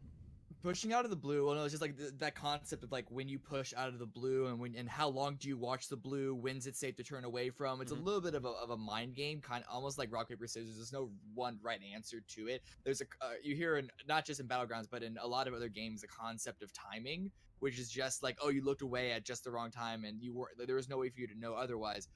But it's like Samty, maybe just the timing of him using his meds pushed him into coming in when he did, but it also could have been him being like, okay, they're gonna watch for about this long usually, and so I have enough meds to make it worth it to eat a few more ticks of blue damage and then come in afterwards. And it's like, it's a higher risk because I'll be lower on health, but potentially higher reward because there's a potentially higher chance they won't see me. There's no real right answer for this, and it is unfortunate for Genside's favor. But it's not even just the fact that he got the first pick, because he really is one player against 3. He got the second down as well. Yeah, it's pretty remarkable that Samty was able to keep moving, blue at his back, and grab the second down. Jursar, how'd you feel about that one? I think that Blank and Liquid have a little bit of a score to settle, I think, after the last couple of games. If you cast your minds back to the previous game, I'm pretty sure the very first knockdown was Liquid getting a punch kill onto Chris. So and this game, of course, with the assist, they're actually messing them up a little bit as well. It seems like we got ourselves a little bit of a pattern going here. I think a couple of highlights from that game. First of all, the Mr. Chase. I don't think we can ignore that. That was incredible. Heading into the compound, on top of the railings, knowing that you'd be focusing your sights on whoever stood on top of the stairs, just being a little bit higher. You can shoot my feet if you want to. Well, actually, no, he couldn't. He was on 2 HP, but he was where his assailant did not expect him to be. It was the off angle nonetheless. That needs to be tweeted immediately. Tag at Mr. TV. Whoever does the PUBG Online Twitter, I don't even know who that is. Oh, yeah. Look at it, like, runs inside. Look at the HP on Mr. There's nothing there. He could have jumped off that staircase and probably died from falling. I mean, it was absolutely incredible by Mr. The 200 IQ, the jukes. No hesitation. Yes. No hesitation coming out of him. And that's very much so. That's a great highlight. But the second thing yes. that I think really showed in that game, just in little segments, was all about positioning. I could talk to you first about Blank being the first ones to take the hospital and then having a great position at the end of the game. But what really stood out to me was, do you remember there was a period in the game where I forget which one of the casters was saying it, but there were a couple of the top teams coming into the circle, south side, near Gatka, coming into sort of South George, south of Hospital, but they were all a bit late. Yep. Knights were the gatekeepers there. They took some excellent shots and I think got a kill on one of the top teams, and then Liquid moved around them. And at that point, Liquid's positioning and tactics in the heat of the moment were superb. They leapfrogged Knights, and they were the ones taking the engagement 3 or 4 minutes later that forced Knights to go water strat. If Knights were the ones that kept moving, they might have done me proud from my prediction at the start of the game. But it was that specific rotation from Liquid, leapfrogging Knights, knowing they have the circle and knowing that they've got the advantage, that allowed them to rotate inland and got them such a good position at the end of the game. I feel like that moment in the game was really, really pivotal and actually dictated which one of Crimson versus Liquid versus Knights would come out on top there in the top 5. Absolutely. Now, I think something else that we really got to talk about is Noxious. Noxious holding down the western side. They have a great compound. They were split. I believe it was Mini Fridge and one other were in South George, and the other 2 were down in the southwest, holding down the compound right across from the beach. They were holding the beach. And as soon as the circle popped, the 2 from the north tried to come down. One of them died, so only 3 of them got there. Right? That's a tough situation. And then Crispier was alone in one of the buildings, but Mini Fridge just managed to make it in the US. How does Millaw get to that building? Millaw was in the water. Literally right next to the water. He makes it all the way across the beach and gets to that building? That can't happen. I mean, I understand maybe you were concentrating on Crimson, you were taking the shots at Crimson, which they were. But they had a player breach all the way across that beach and get right to the base of the building and get Crispier with a grenade and then push in the building easy and just get a clean kill. And that sets them back immediately. So that's a tough situation.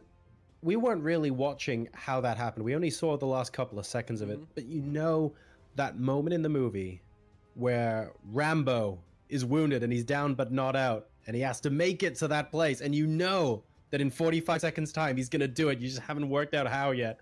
That's exactly what happened to Noxious right there. It was impressive to watch. And when the casters called out, hang on a second, that's not actually a teammate coming at them from the beach there, I think we were all in agreement going, how on earth did they make it in?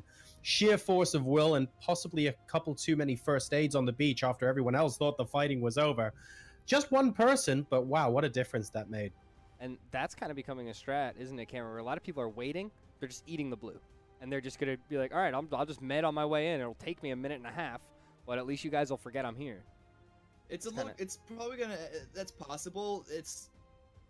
There's the cyclical parts of it. I believe it was, whatever. Recently I talked about the cyclical aspect of when one player holds a compound, and then how do people adjust to that? Oh, great, now we're attacking with two like Liquid did. Instead of making it a 1v1, we now know it's a 2v1 because that's what everyone does right now, and then how they get adjust to that, etc. This isn't the exact same story because you do take damage doing it, right? But it could just be another aspect of, like, we're gonna have maybe like 2 months while people do that, and then people get used to it, and they're gonna start watching it more, and then it just stops being useful. It's gonna end up being a little cyclical. But just like the risk of it is really strong. You only really use it in particularly dire situations. Yeah, like we saw from both Samty as well as I believe it was Milo. Very, very interesting. Now, I do have to just get a couple things clear, but we're going into our last game of the day. This is our final game. Obviously, this is EU. This is week 3. This is day number 2. So we had 16 teams play yesterday, 16 teams play today. 8 teams are off. Next week, there will be no PUBG Online. 0. No EU, no NA, nothing. The reason is IEM. We have a lot of our teams that are going to IEM, so we're catering to that, making sure that they can go and perform and worry about the LAN event and then come back and not be forced to play Monday night or some ridiculous thing right after the LAN event. Following that, we have Star Ladder the next week. Skipping for Star Ladder as well. So PUBG Online will be off for 2 weeks. Tonight we have NA. That'll be our final event. And then we will have 2 weeks off. All the teams get a little break. They get to worry about the LANs if they are attending. And, you know, hopefully most of them are. We do have a lot of teams that are going. That's kind of why we wanted to break that down. There will be some stuff on the channel. We'll run some custom games. I know Mustache Dave wanted to do some things. So if you guys are Mustache Dave fans, this will be the place to be. Not? A lot of who is not a Mustache Dave fan? Now, I want to talk about one last thing before we get ready here for our final game. Cameron. Yeah. You watch NA a lot because you do some NA stuff. I do some NA stuff, yeah. For PUBG Online. True or false? Okay. EU players dive into the water way sooner than NA players. Yes. Okay. I don't know what it is. If this was an NA game and that circle popped, there'd be 400 people in South George and one guy in the water. I mean, I could probably give you an answer, but you may not like it. What is the answer? Because EU is smarter. Ooh. And they play for placements. Ooh. And I would say that the other way around, where I would say, is NA smarter because they play to win? Interesting. I mean, it's not necessarily playing to, well, whatever. Yeah, exactly. And that's kind of the thought process, because I'm a big supporter. But it is true. I mean, I think it is definitely true. The EU players dive for water way earlier than NA players. And it is, in a lot of cases, a smart play because they are playing for placement. I think that's huge. Yeah. But it's a low risk, low reward aspect of it. Yeah, yeah, and it's kind of one of those things where, I mean, like a couple of these squads, I don't think they needed to dive water. They did dive water. I think, you could have tried to just, get in a fight, and I think that's more of my mentality. But it is very interesting when you see the difference. I do both events every single day. All right, guys. Wait, Cameron. Yeah. Under a minute left. I'm sorry. Okay. What we're going to do here, I want one team that's going to take the day. You only have 3 options. Tinder Gold, a 1st, an 8th, and a 5th so far. MOBA team, a 12th and a win. I don't know how they did in game number 3. Team Liquid, an 11th, a 2nd, and a 3rd. And then Gent side would be the final team with a 2nd, a 6th, and a 2nd. What team places high in this game, wins the day in overall points, Cameron? I think Liquid. Their Okay, pathing has love been it. looking really consistent no matter where on the map they've been. Love it. Jorsar? Liquid, Tinder Gold, close second. Okay, okay. Liquid and Tindergold, a close second. I think this one goes Genside. I don't know what it is about Genside today, but I'm feeling good about them. They're placing very, very well, even though they didn't get that win. But it is now time for our final game of the day. So let's kick it back into the lobby and back to our two in-game casters, Dudge and a little Fuzzy Seal.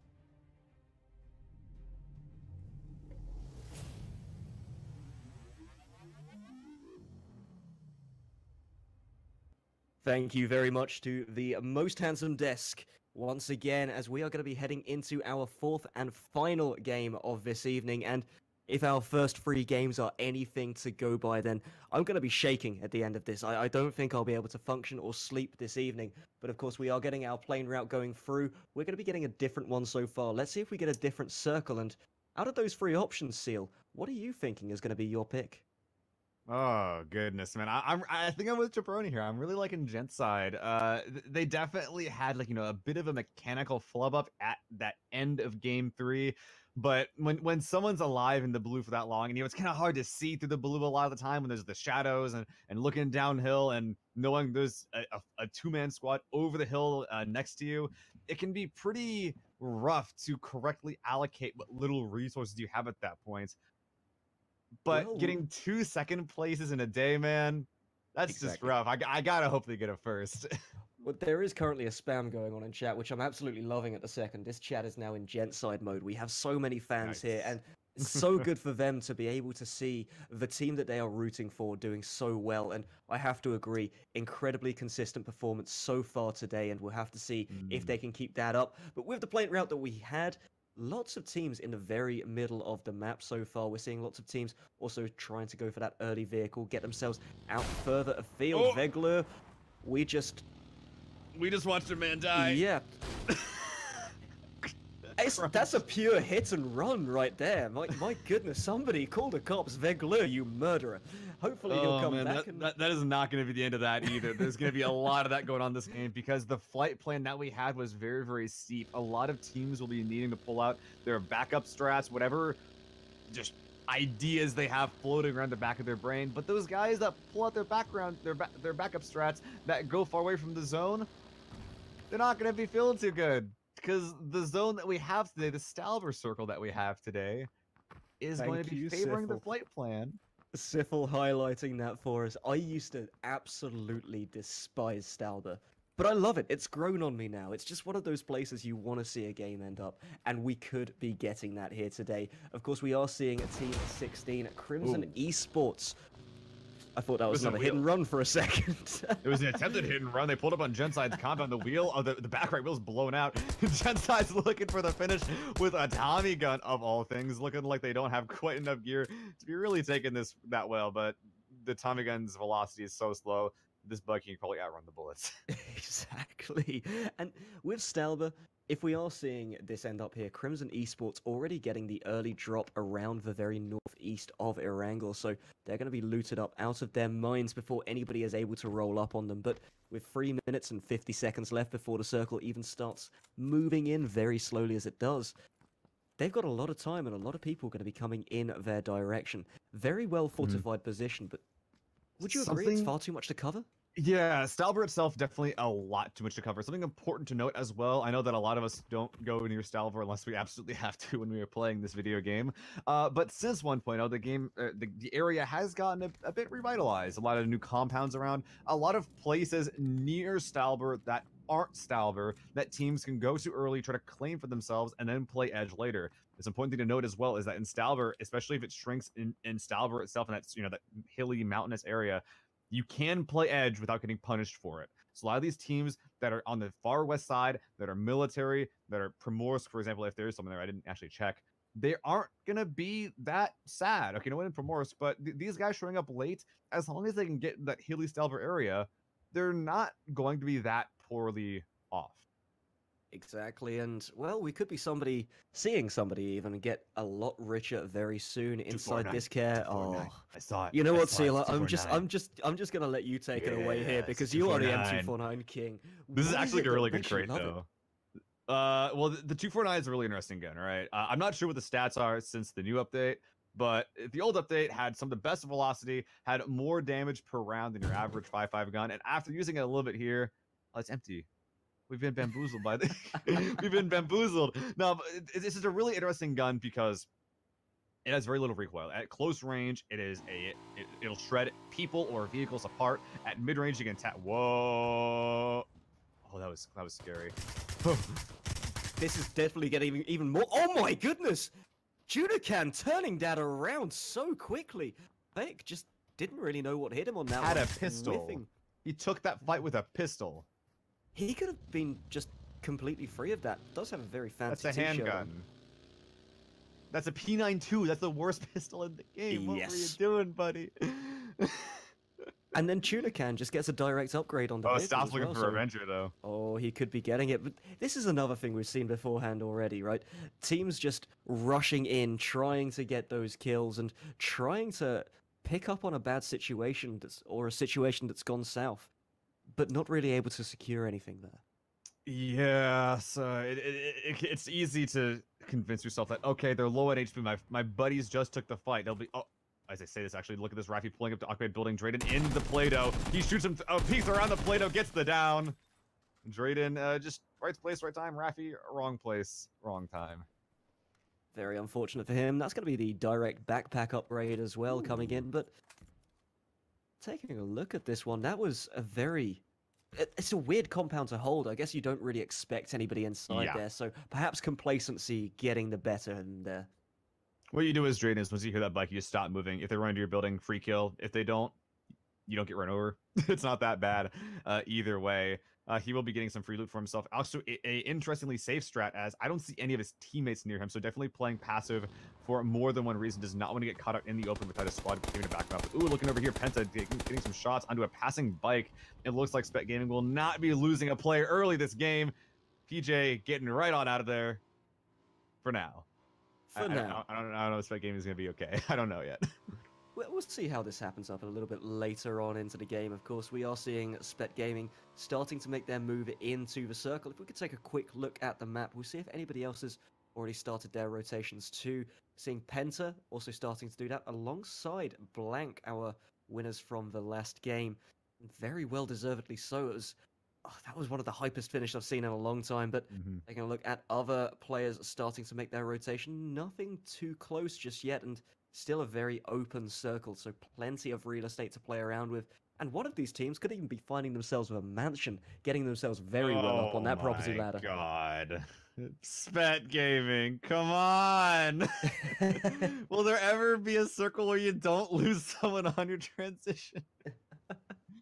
Oh goodness. Well, this is a good point to talk about. So Spet Gaming, they're one of the teams that are moving around a lot. They have a group that is currently centered up, or a player that is currently centered up, excuse me.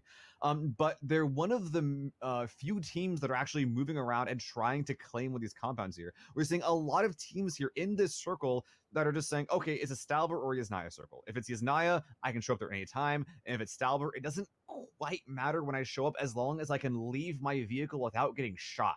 As long as you can get to that and you can all get in the same spot, that's what you're looking for. And looking for kills at the second, but that's going to be the first one secured in as Oh Evil, my the God. next person to go down. As, Spet Gaming. once again, he's leaving a very happy trail behind him. Oh, Oh my god. this is 2 hit and runs we've seen so far. Nobody's going to be reporting to God knows for this, so That I'm was going to have to phone brutal. the police myself. And the trail of loot not being picked up either. We'll go to a quick replay No, of that. oh my Look at God, it. the Look at it. At least we've got a replay. That's evidence to present there. Perfect start to this one, as Spet Gaming losing 2 very early on into this one. And their current members very split up across the map. We're going to go over to G2 at the second, who have found themselves in a little bit of a kerfuffle here alongside Blank's Team 6 and Team 7. Of course, Blank very far away and Wacko by himself at this moment in time. Kvorka and Crypt not too pressured. This is why you shouldn't always beach your boat, especially if you're not sure if you're beaching your comp and you're not sure if the area is secure. A very, very early beach here from Blank means that whereas they would have been able to use this boat previously to keep going further northeast, now they had to swim it. And that's really bad if you're trying to get a good position. I don't know where their teammates are. Looks like they're experts to the southwest, but they're not playing together anymore. And that's another building breach gone horribly wrong, as Kramer will be securing himself a kill very easily there. Down onto Stuff before, you know, picking up Survivor in a couple of moments as soon as they walk through the door. What just happened there? I think we got a bit of a weird spectator bug. Oh yeah, sometimes doors just don't render in properly as opened or closed. It's weird. That the door is half broken now though. Cream was just really strong. He broke the door with the force of him slamming it shut. Adrenaline course and all that. If that's the case, I hate to think what happens when he crawls out of bed in the morning, just having a whole collection of doors or something available to him. But of course, rotations starting to come in thick and fast now as the circle is moving in, and we're going to be getting our narrative for the game all underway. So taking a look once again, Blank finding themselves a vehicle, and they're going to be making the rotation in alongside the rest. But with a circle this open, we've got as little water as we possibly could for a circle like this. With there being so much real estate, what are we expecting from the mid-game as we crest onto that point now? Oh, lots of edge play. Lots of edge play. Teams moving in on the side, probably getting in a lot of 1v1 squad fights. The guys that get to the north side are probably going to be in a pretty good way. Most of the teams that show up late are probably going to be getting in here from the southeast and southwestern angles. So the guys that get to the north side are probably going to have less fights that they have to take to survive later in this game. Looking at this crate, though, I don't know if you could ask for something better. The level 3 helmet, even a painkiller in there for good measure. So the AWM, 20 shots of pure brutality for whoever's going to be claiming this. The 8x scope also to equip that with. I mean, there's one thing you could ask for as an extra, and that would be the silencer, but we can't ask for too much. We can't be the choosing beggars of this one. It's pretty much the perfect crate. Pretty much, level 3 helmet especially. I mean, having a level 3 helmet going into the later stages of the game is just so huge. Protecting your face as well as everything else, and not getting yourself out or knocked down quite as easily. The final remaining members of the server starting to make their rotations in now. The anime boys in the center of the screen, they're going to be pulling up to Yasnaya very soon. They will be finding Liquid there, should Liquid choose to take the early fight. Maybe finding them. I'm a little bit worried about the lack of fuel in this UAZ. It's not like Yasnaya is particularly sensitive, you know, the shrink could favor it, but if they have to go north, they're going to need more than this. It looks like the circle is at least still in here in Yasnaya. You can see the minimap right now. They're currently cruising along the new southeastern edge, making their way up north. But I'm looking at that fuel gauge. The UAZ is not fuel efficient. And I look at a lot of pro players. The fuel gauge is not something they look at a lot. So hopefully the way they're going is they're gonna get there soon, because that's the biggest going to run out of fuel here. I love Master's expression whilst he's in there. That's the most focused driver I've ever seen in my life. He's just keeping an eye on the lack of road, making sure he can get himself and his team into a better position. Looks like they will be trying to centralize. Liquid also making their moves out, but they're going to be taking gunfire from Nookie inside this compound. Ibiza, however, making it through there, able to find himself some cover behind trees as the UAZ still just flying by as best as it possibly can, and he's found himself a Wizard's Tower and lost himself a UAZ. Is it going to go over the... I was hoping to go over the edge toward Quickmat. That'd be pretty silly. But yeah, Beasley doing some scouting for his team, claiming not the cover that he wanted. That would probably be what Quickmat is currently in. But at least claiming some terrain. As soon as he claims it, rest of the squad's rolling on over, getting over to that Wizard Tower, taking one of the safer routes to get here. But ooh, it's still visible to Quickmat, just trying to be as far away from as they can, but still losing Jeans. That was a driver as well. And every single player except for Scoom getting killed on their way, including Scoom getting killed on the way here.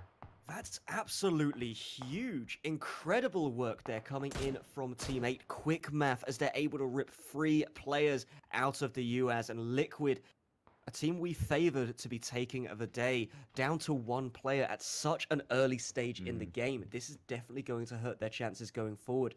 Ibiza, of course, he could be putting himself in a position to play safely. Just look at this. They took the safer route in, but still the gunfire raining through the forest. Pulling one, pulls the second being the driver, and Skooma left out to dry there.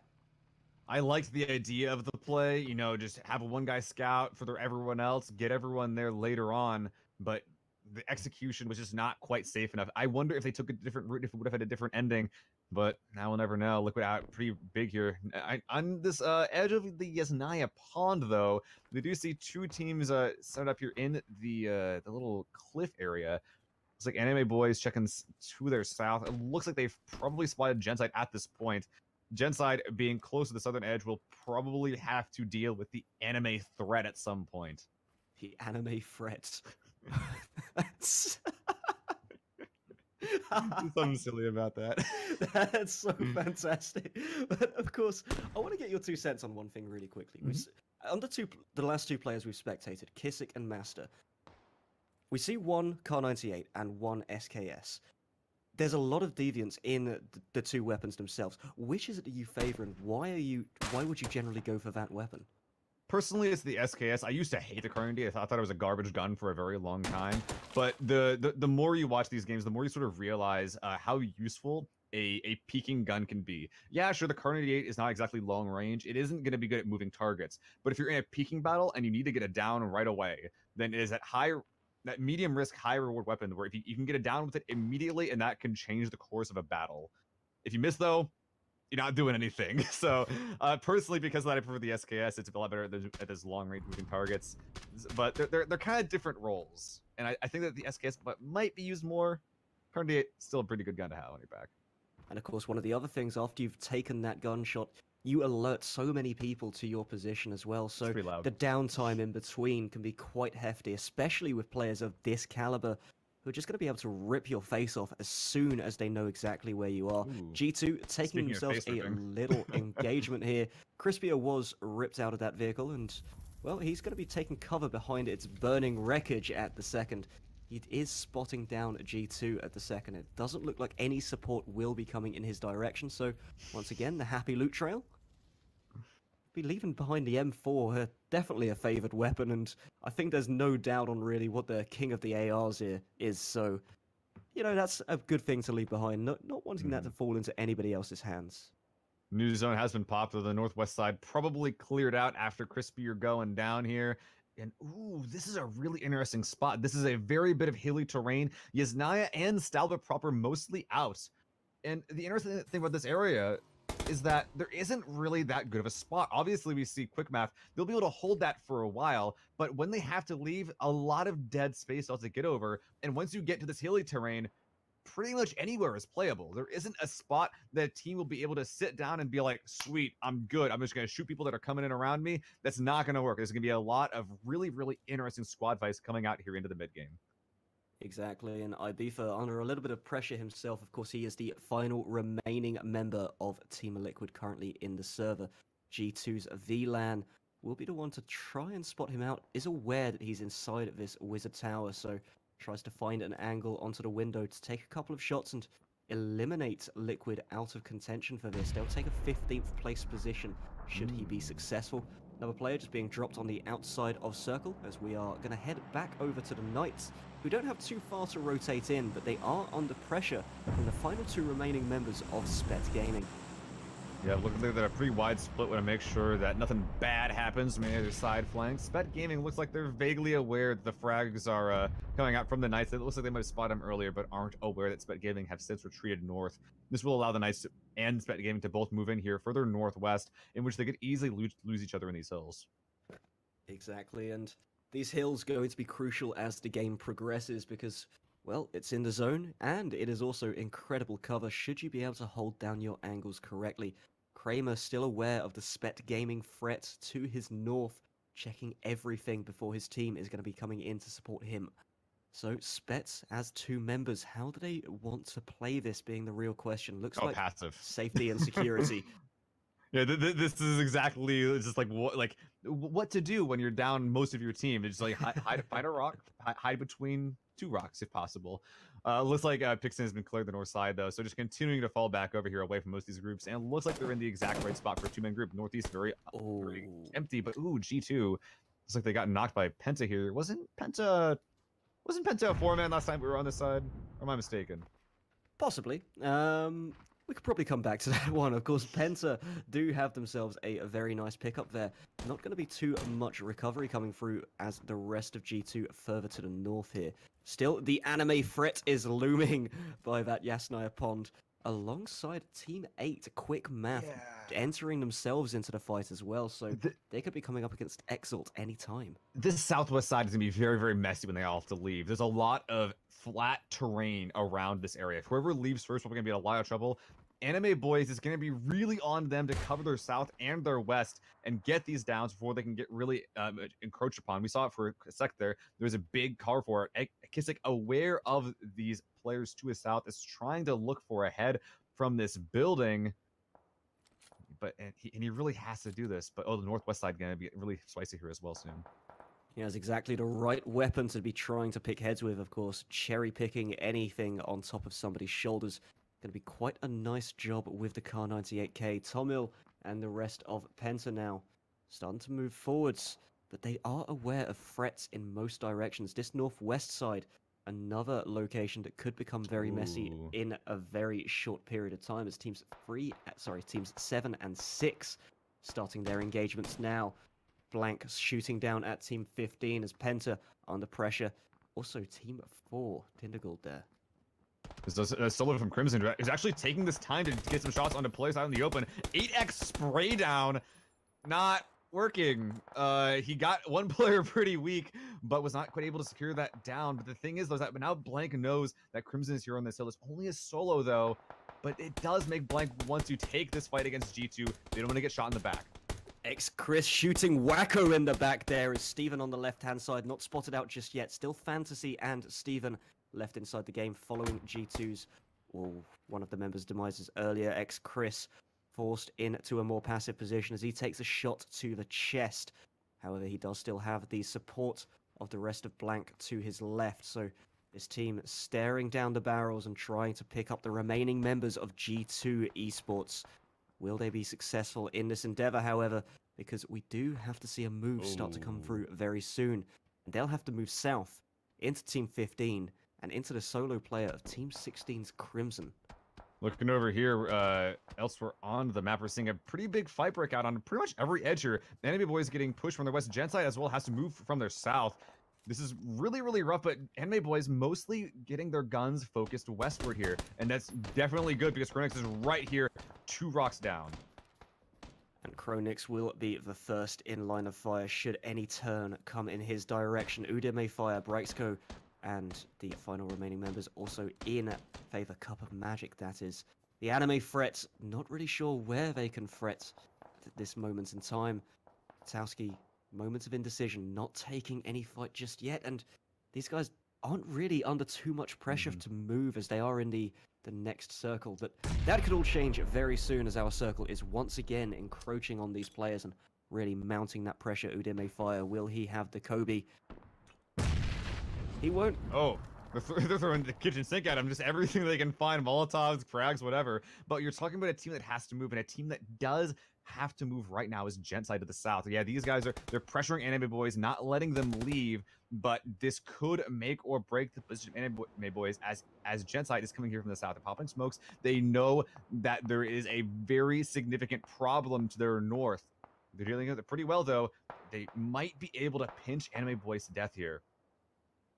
One team trying to move in from the south is going to be Genside, one of our favored teams coming into this. They're in a desperate position going up against Team 11 and Team 1. All the ones facing them down.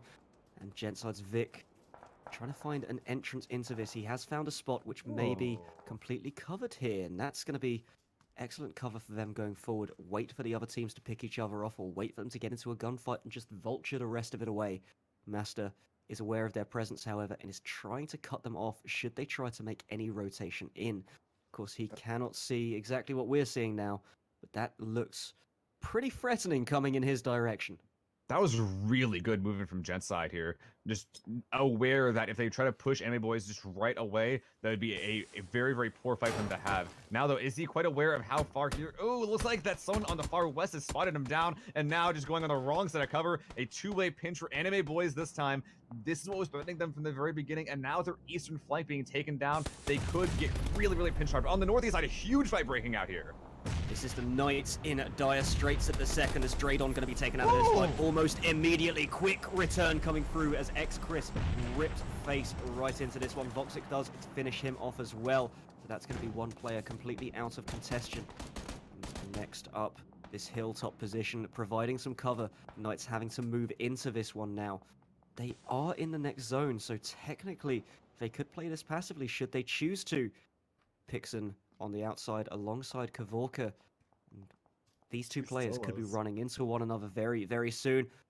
One does spot the other, does go into the prone position, but Pixon picked up from elsewhere as Rixnas will be taking him out of the game, but it will be another to pick up the loot. Pybus next on the rocks. When Pybus first came here, his teammates were alive. Now they are dead, so definitely a good play from him to be able to keep his team placed in this match. But Blank, they have cleared out the northern side. The closest threat to them is the Knights to the southeast, and there is no pressure from the Knights to push this way. But oh, look at this gen side. They're getting close to Emmy Boys, which looks like they're taking a lot of damage, only faultlessly up right now. And on top of them, directly to their west, it looks like I think Exalt Gaming is just encroached right here. They're trying to frag him out, but cannot quite find the butcher off. Genside with the 2-2 split, and that's going to be Team 11 finishing that off. Genside now regrouping themselves together, so Exalt Gaming taking a very clean sweep there, but their next contenders will be Genside, the French powerhouse, in force on this one. Team 3 versus Team 11 down on the south side, but up in the north, still action coming down as Milor having his head ripped off once again. Milor just getting murdered out of this game almost immediately. Ibiza still playing safe and playing for position. Tomil will be our next solo player taken out of the game. Now, top 10 has been established, and all of these teams fighting with their lives at this moment in time. Genside getting into an engagement once again. Andrea having to bleed out at this moment in time as Eggy Dorp will chase as much fire as he can, draw it away from the team. Kailank now moving as the pressure of the zone going to be mounting up and mounting, pushing them forwards. 3 players left alive, going up against a 4-player squad here of Exalt Gaming. Exalt having the sightlines, having the ability to push, and having those shots to try and rip some more faces left, right, and center. What I'm seeing here for Jets is that they don't have a lot of meds. Most of these players have been forced to use bandages here. And oh no, Kailank on the wrong side of cover. Vic's trying to make room for Kailank, trying to decide if to heal or to get the revive off. Looks like Adorp trying to provide cover is prone with this DP. I'm not sure how good the burning is on this gun. The velocity, though, not quite high enough to easily hit these long-range shots. At the very least, though, Genside still has 3 alive, and they're in the zone. And at this point, that's really all they can ask for. They can push east onto the slowest side of this next circle, but they will be pushing directly into Noxious Gaming and into the Knights. Knights having that hilltop position, providing them with very natural cover to go forwards, as not really any compounds within this next circle. So we will be seeing a bloodbath very soon. 1 more kill as Egidorp is going to be taken out of the fight. So Genside now down to 2 players, facing off against a 4-player squad here of Exalt Gaming. This could be it for them. They can definitely mount this push. They know they're going up against 2. Frag grenade coming out with this push. Pin pulled, nade thrown, land behind the rock, just short, unfortunately.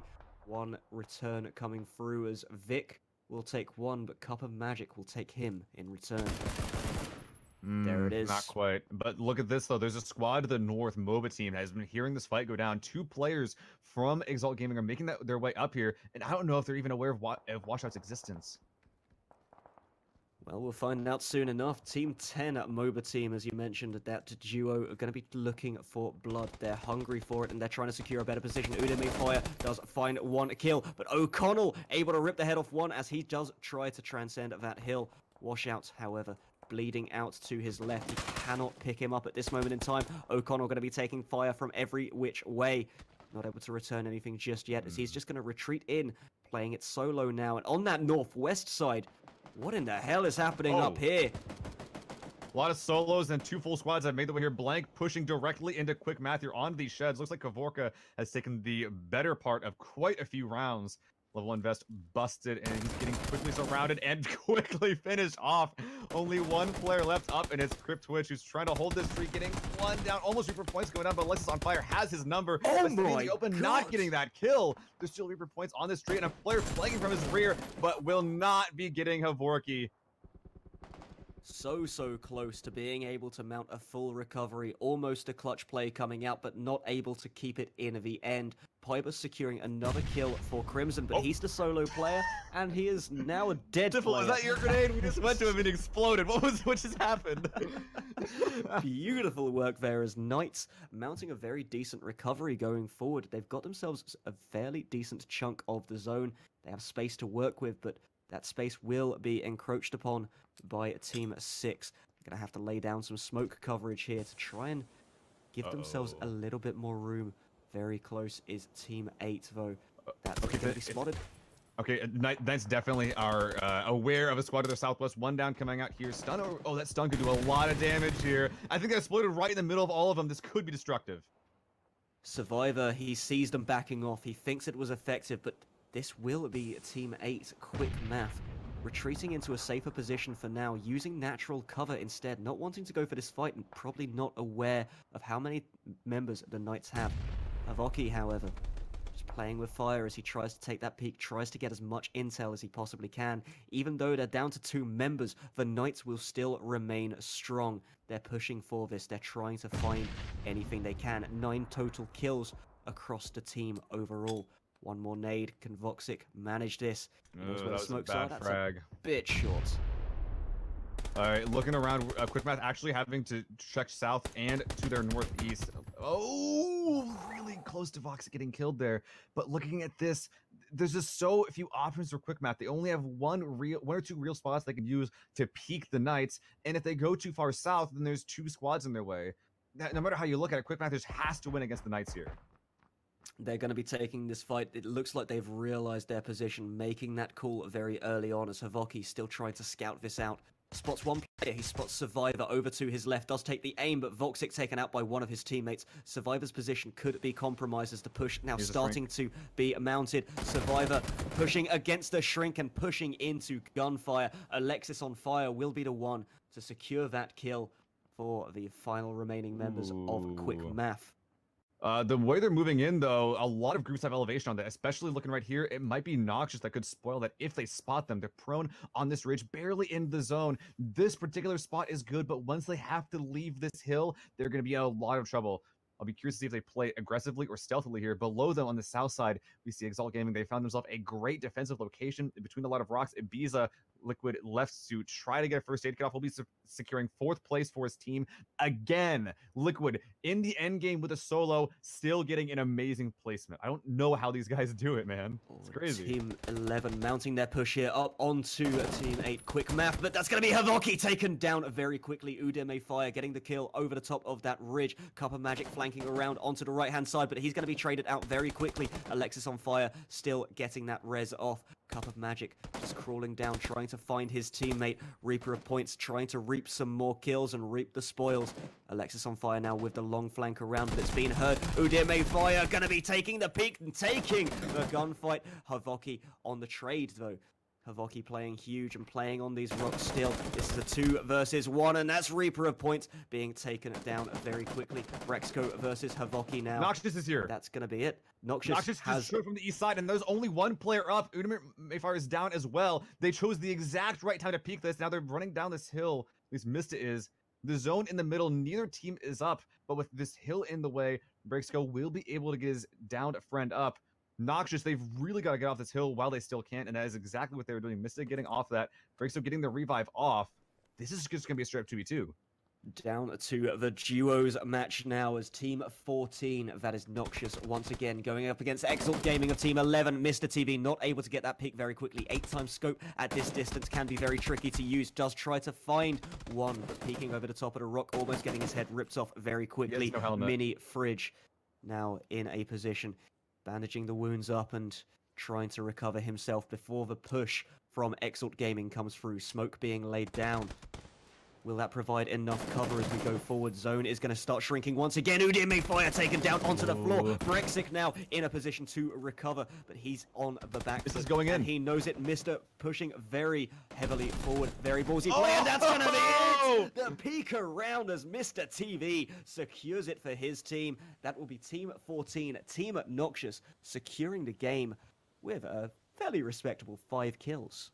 Really sick play from a lot of our top teams. There were so many amazing and like just fun team fights that happened during that entire game. But what was really interesting was Noxious's position. You might look at that position on the top of the hill they had at the end game and just think, oh, they have high ground, they'll be able to easily take shots on the teams below them. But the problem is that below them, that little slope they had, they could not run down that safely. So what do? They wait for the last couple of teams to fight it out. They picked off the last surviving member from Quick Math and then took the balance 2v2. They didn't get too crazy. They didn't wait until one of the two teams has died. They took the game into their own hands and made a fantastic finish out of something that was a very precarious position. Incredibly so as well. What a wonderful set of games we have had here tonight for our Tuesday EU set here at PUBG Online. Once again, thank you to Ben Little Fuzzy Seal Harris for joining me on the cast for today. Follow that man on Twitter. And also myself, Daniel Dudge Sandal. We will be handing it back over to Jabroni, Cammy, and Joro on the desk as well. And once again, thank you to Siffle and Sap for doing production for us this evening. Over to you guys.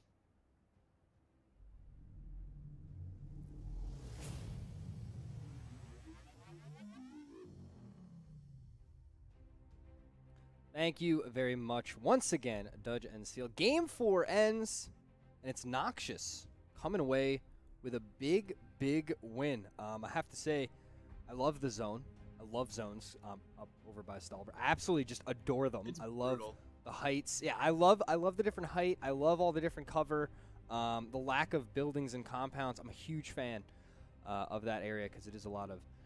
It seems even to me for a lot of the teams. Everyone has the same opportunity when it comes to using the different deflates and things. Once you're inside. Once you're in, The big yes. problem, once you're inside, which one of the notes is the fact that how in the world did Liquid get 4th place when they almost went out first? But that's a separate note. But about how they did that. But the fact that they did lose 3 on that path, and I'm just gonna say it right now, personal opinion. If you don't have enough vehicles to have a safe spread of vehicles going into the zone, don't try and go dead center. Because that's where Liquid tried to go, dead center with 3 and a UAZ. And sure, you never expect to get all 3 shot out of the UAZ when that happens. And they only went by a couple of compounds, but nonetheless, I think it was just a risk that absolutely did not pay off in the end. But they were able to recover somewhat. But the reason why is if you look around, the center of it where the zone continued to be was, as you said, Jabroni, even. And it's not like one team with a compound would just spray down everyone else.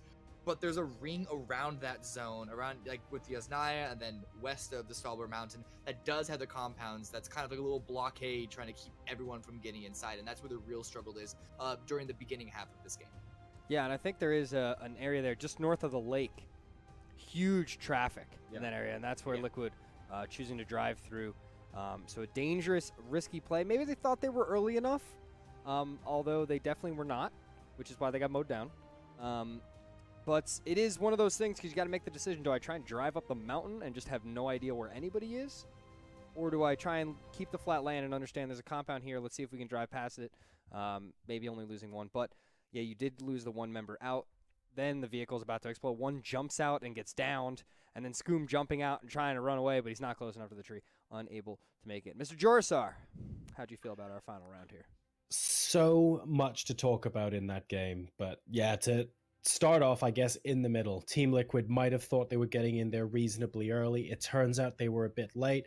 In the back of my mind, I was thinking maybe Ibiza would have let the other guys know that someone was in the compound, that it would be a bit risky. But even if that was the case, you're absolutely right. You don't expect all 3 people to go down in that sort of situation. I loved the plane. I loved the Stalber circle. The Stalber messer is real, boys and girls. We got to see the backup strategies coming in from the teams, and Crimson in particular were super happy because they dropped Stalber and Kameshki all day long, which was actually really interesting because for about the first half of the game, we never really mentioned him, but Pybas basically just sat on the summit of Stalber and went, nobody's coming around. I guess I've got a free pass until the end game. And it was actually Jambawe in between Stalber and Kameshki who first died to Penta, who somehow managed to get from one side of the circle to the other. Not too sure how that happened there. Towards the end of the game, I think we'll talk about it in a bit of detail now. Team Liquid managing to finish 4th after that incredible. Fantastic move by Noxious, being obnoxious at the end of the game, stepping in to stop the Exalt versus MOBA fight and sweeping it and taking it for themselves. Ingenious move, unbelievable timing. And then finally, to mention a little bit further down the table as well, G2, Penta, SG, these are the teams that are going to be a little bit disappointed with how they fared coming out of that in Game 4. Yeah, I would definitely think that it's a tough day for G2. Absolutely, it's a tough day for Team Wilma. It's a tough day. I mean, Exalt with a huge recovery, getting that second place in the final game. That was huge for them, coming off of a 10th, a 4th, and a 16th. So that's brutal. Definitely a huge play out of them. Noxious 9th, 4th, and 1st. That's a pretty good day. It's not fantastic. You know, you want those 2 9s to be up towards the top 5, but I think that's a great day out of them.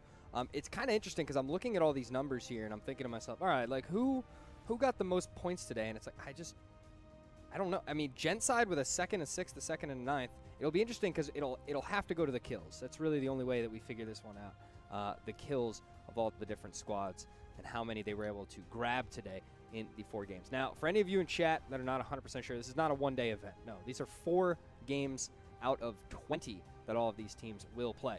Today was week 3. There are 3 more weeks in the season. So all of these teams will play 2 or 3 more times based on when their bye week is. We will have the next 2 weeks off. So this is the last EU event, 2 weeks off, then we'll come back. NA tonight will be the last NA event, then 2 weeks off, and we come back once again, 40 teams competing. And it's interesting because now that we have hit the halfway point, because that's what this is the halfway point of the season.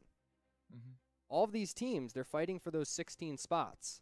Only 16 teams will go into the Showdown Series and compete in another best of 20 for our $20,000 prize pool per region. So some wild stuff going on for sure. Now, Mr. Cameron, I'm going to go to you first. Any final comments before we head out for the day, I guess, for EU? So, Liquid on their amazing week 2 weeks ago before their bye week last week, showed up in an amazing way and got a huge number of kills, seeming to take over the entire server. That didn't happen, kills, by the way. Yeah, it was a bunch of kills. It was disgusting. It was a lot. Yeah, absolutely. Today, not so much the case, but you can still see that it's not just their fragging power that they're able to achieve with this new lineup. Because remember, this isn't the same old lineup. Scoom is the only remaining player from the original lineup that we saw in 2017.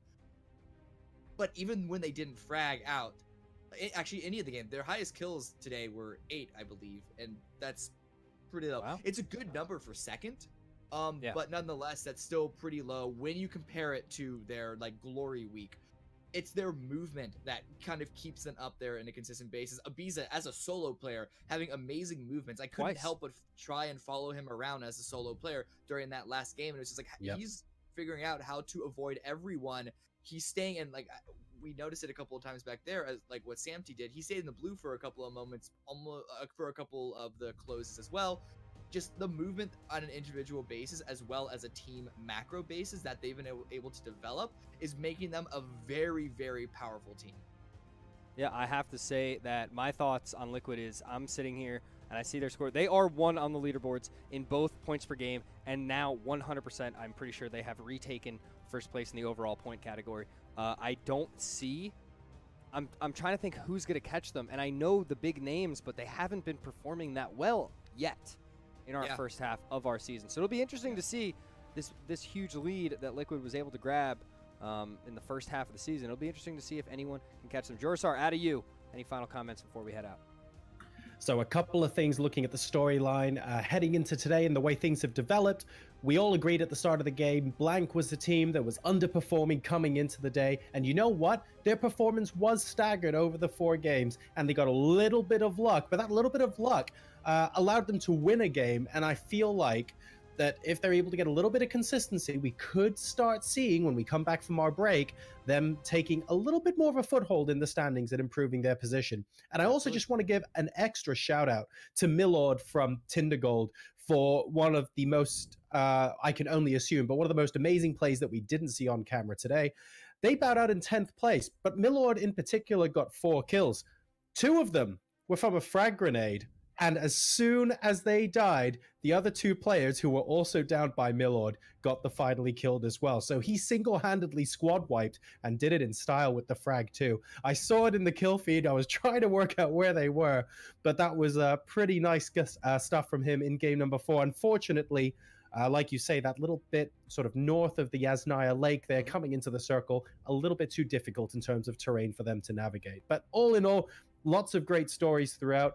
Really nice stories about Liquid. For me, a little bit of a pity that Knights couldn't do as well as they did, but all the ingredients to form a really good week for them are there. I hope that in 3 weeks' time, we see them pull it together. Absolutely, absolutely. Well, that was it for us today here for EU. First of all, Jorsar, Cameron, thank you very much for joining me. I appreciate both of you. I cannot wait until the moment that we get to do this once again. Get some more desk activity. It was Dudge and a little fuzzy seal on the in-game cast, so thank you guys. A job well done. Sap and Sifl on the production. All the mods, all the viewers, and all the players today.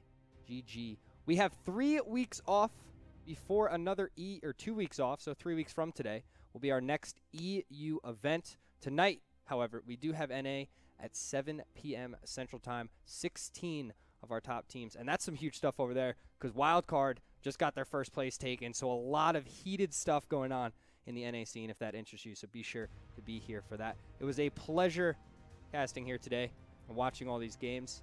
And we will see you tonight.